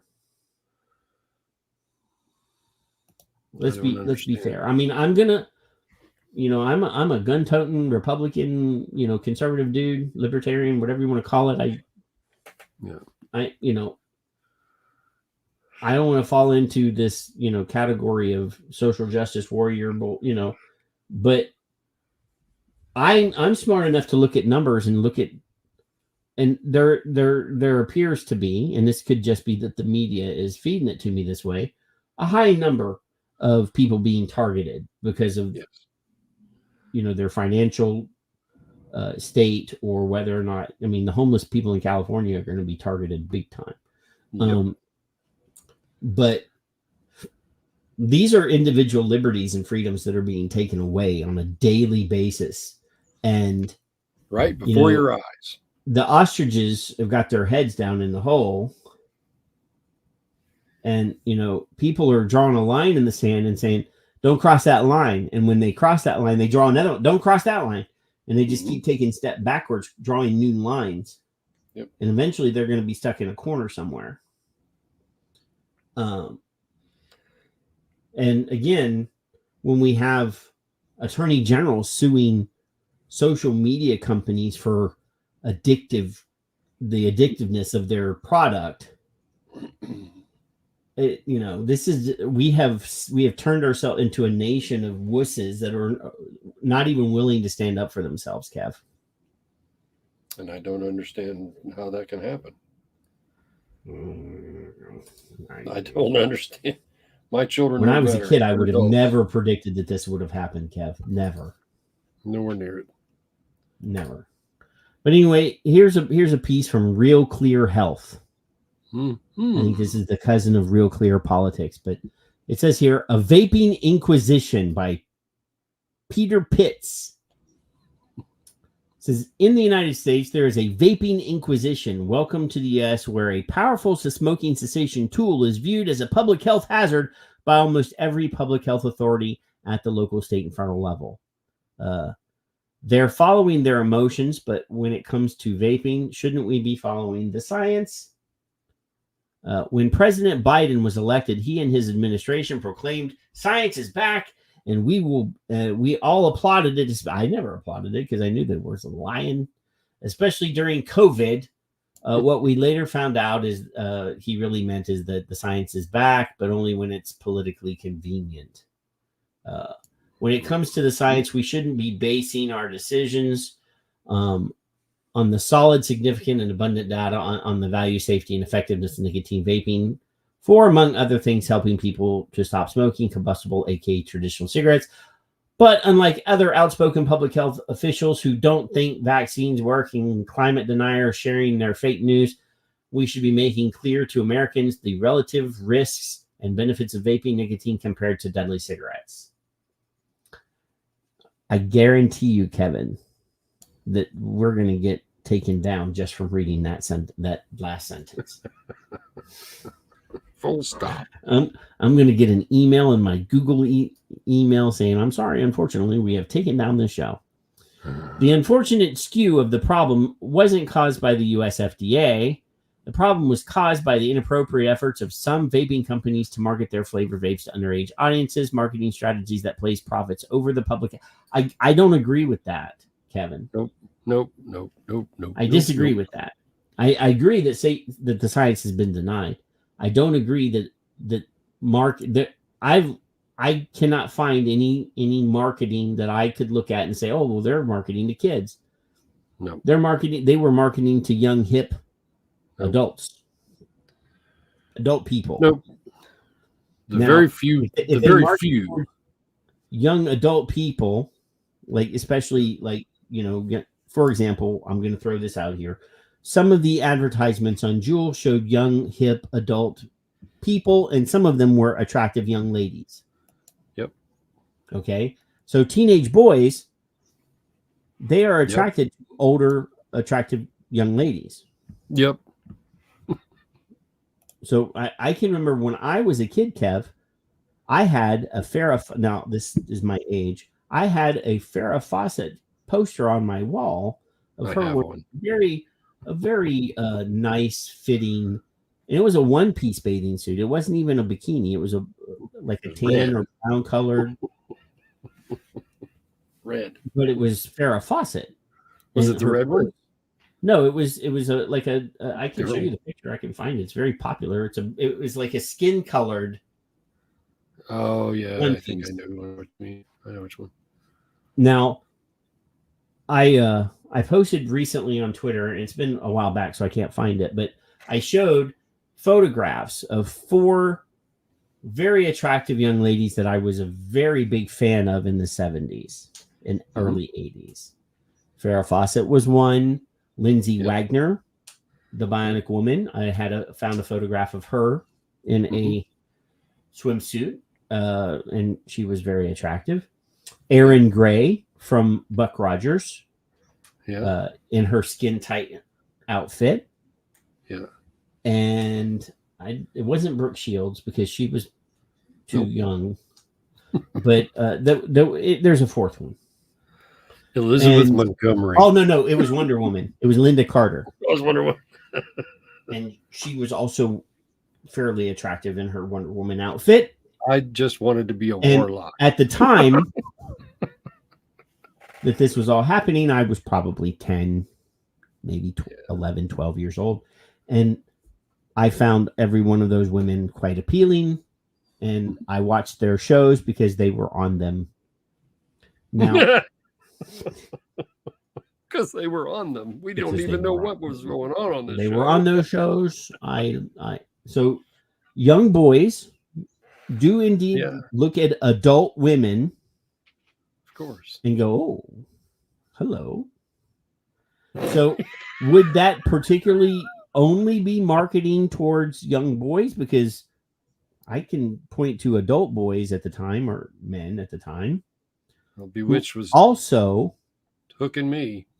Well, that is slightly before my time, but Elizabeth Montgomery was indeed quite attractive. Yeah.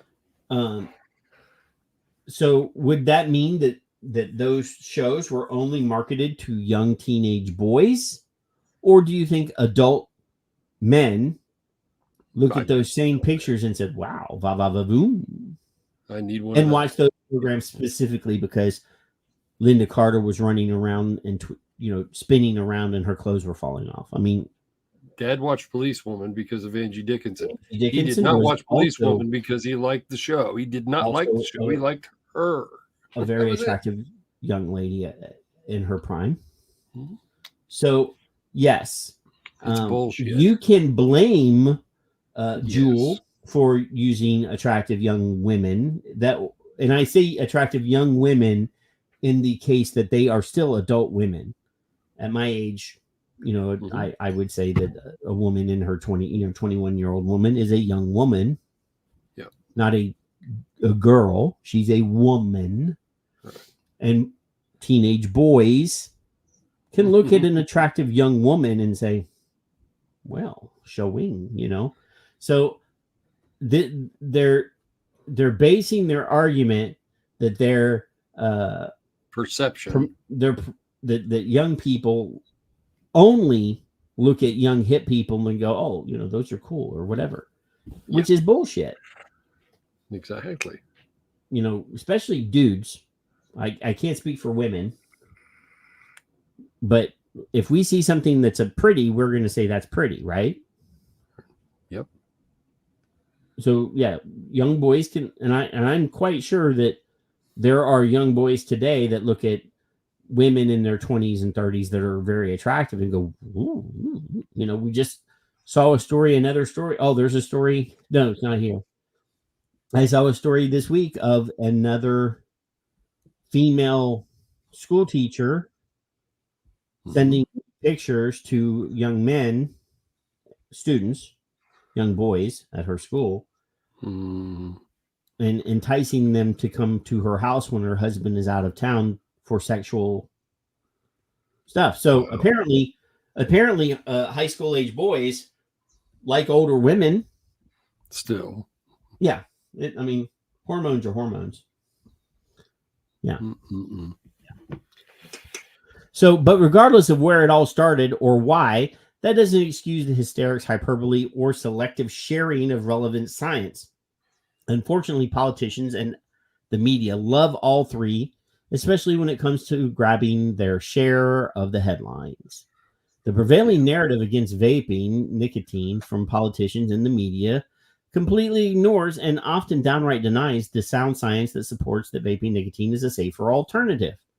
Their emotional arguments are incomplete at best, methodologically flawed in general, and downright misleading at worst. Alas, FDA's underfunded and understaffed Center for Tobacco Products is having a hard time keeping up, and the agency's low post-pandemic trust ratings aren't helping. And the fact that the Reagan-Udall people, interviewed them and found them admitting, people that work there, they were not being allowed to do their jobs. So there is that. So apart from perception and politics, the most frustrating part about the FDA's current posture on nicotine and harm reduction is that the regulatory process is so vague and expensive that only the big boys, aka big tobacco, have the wherewithal and resources to shepherd their products through the CTP's Byzantine approval process. The FDA's most important policy should be advancing the regulatory science of vaping or smoking cessation, given that e-cigarettes are one of the most effective tools to do so according to science. The drive to remove as many products from the market as possible makes little public health sense. The problem is that there's a culture war about vaping in the U.S., so how do we solve it? Step one must be a thoughtful, collegial conversation about vaping. We can't be part of that, Kevin, because it's collegial. That's right. And we curse it. Maybe that Jerry will represent us. We're not very collegial. We like to talk down to stupid people. Well, I am for that. I like to talk down to stupid people that have a lot of alphabets behind their name. I love me walls. I love me. I could put an I love me wall up, but I'd much rather show my comic book collection, graphic novel, and records. I acquired a couple new records this week, Kevin. Yeah. Are you familiar with Harlan Ellison? No.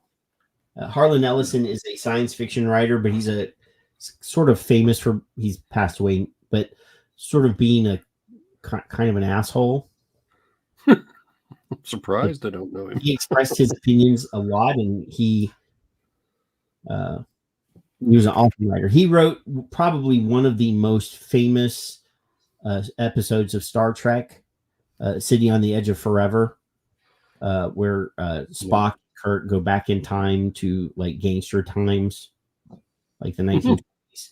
And I believe it's Joan Collins is in it, and one of them falls in love with Joan Collins, and at the very end, she's killed by a gangster, and they have to go back to the future through their, it's a very, very amazing episode. But anyway, I got a record of him reading two of his most famous short stories. Yeah. Final. Cool. Very hard to find. And I did get a 2-record set of Boris Karloff reading Frankenstein. There you go. That's kind of cool. Now I have to buy a digital turntable because I found out that the local store here that does the conversions, they charge like $10 a record or $15 a record. I can buy a digital turntable for $100. Mm-hmm. So I'm just gonna do it myself. Yeah, they're nuts. Bye, Sonia. See, you're running. We've bored her. Good night. Good night, little sister. That's right. I'm the big You sister. are. For those of You you are who the older sister. That's true. That's right. That's right. All right, you're going to lose me. All right, we now I am going to apologize in advance, Kevin. Because there's like 15 more articles that we are not going to do. No. Oh God, no. After this one, we're gonna skip over to the Rumbles. We're gonna have a short conversation about something else, and then you can go to bed. Oh, good. Too early this morning. That's all. I got, my wife went to work at like 5 o'clock this morning. And I got up when she got up. Yeah.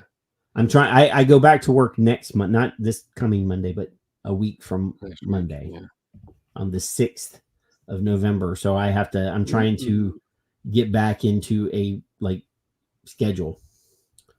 Anyway, where was I at? Yeah, we'll just start over. I said collegial, right? Collegial conversation about vaping, chaired by the FDA and including stakeholders across the policy spectrum, where the agency actually follows the science. The FDA should, and everyone must, demand that they hold themselves to the highest scientific standard.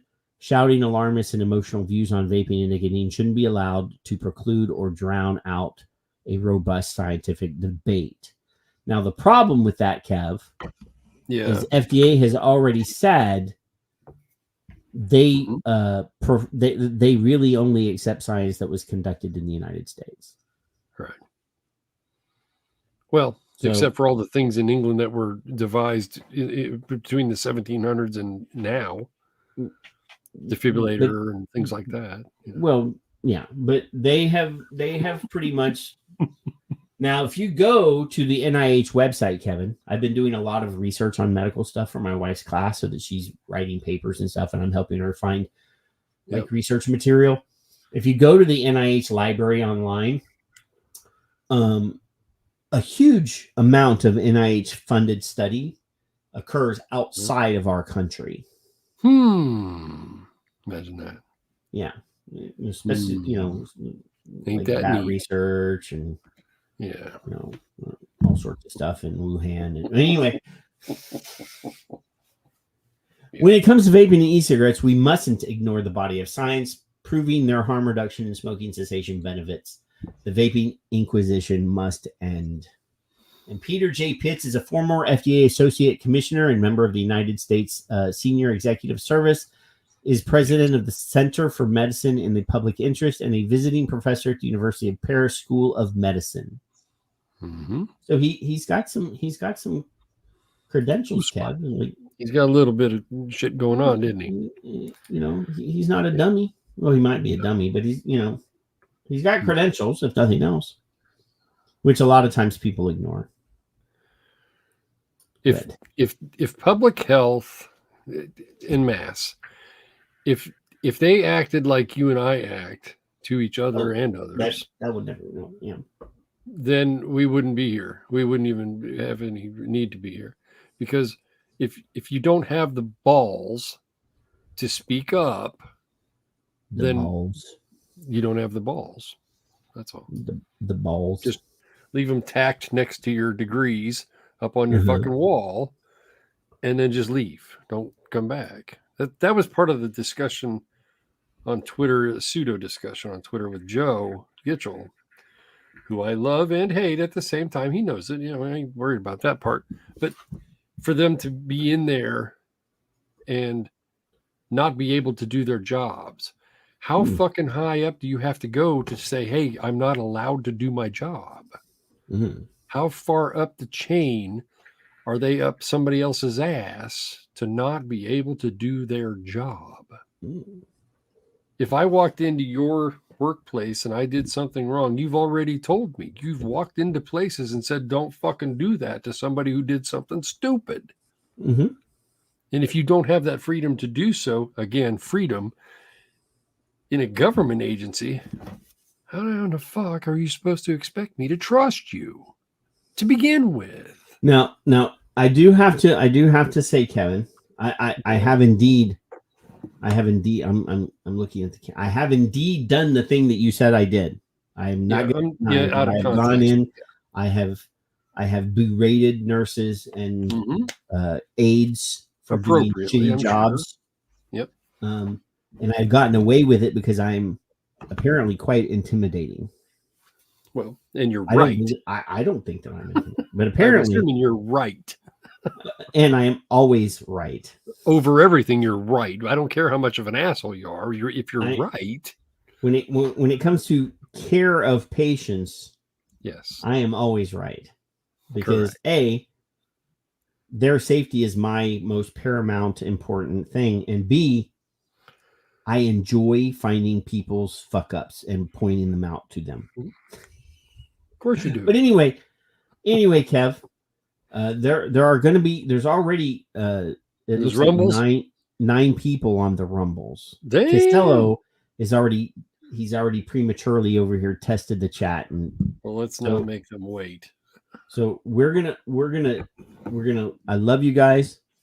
We're gonna leave everything else except for the Rumbles. We're gonna continue on in Rumbles. We're gonna play a very short thing. Yeah. While I click the buttons over here to quit broadcasting on the other places that we are, and then we will be back. Good night, Rodent.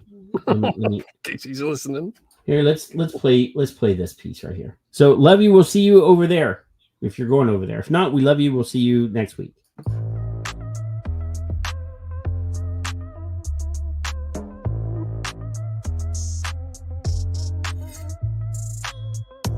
If we look at a subset of smokers who are otherwise unable or unwilling to quit, they're going to continue to smoke that pack of cigarettes. Half of them will die prematurely later in life from that decision. If we could get all of those people to completely switch all of their cigarettes for one of these non-combustible products, that would be good for public health.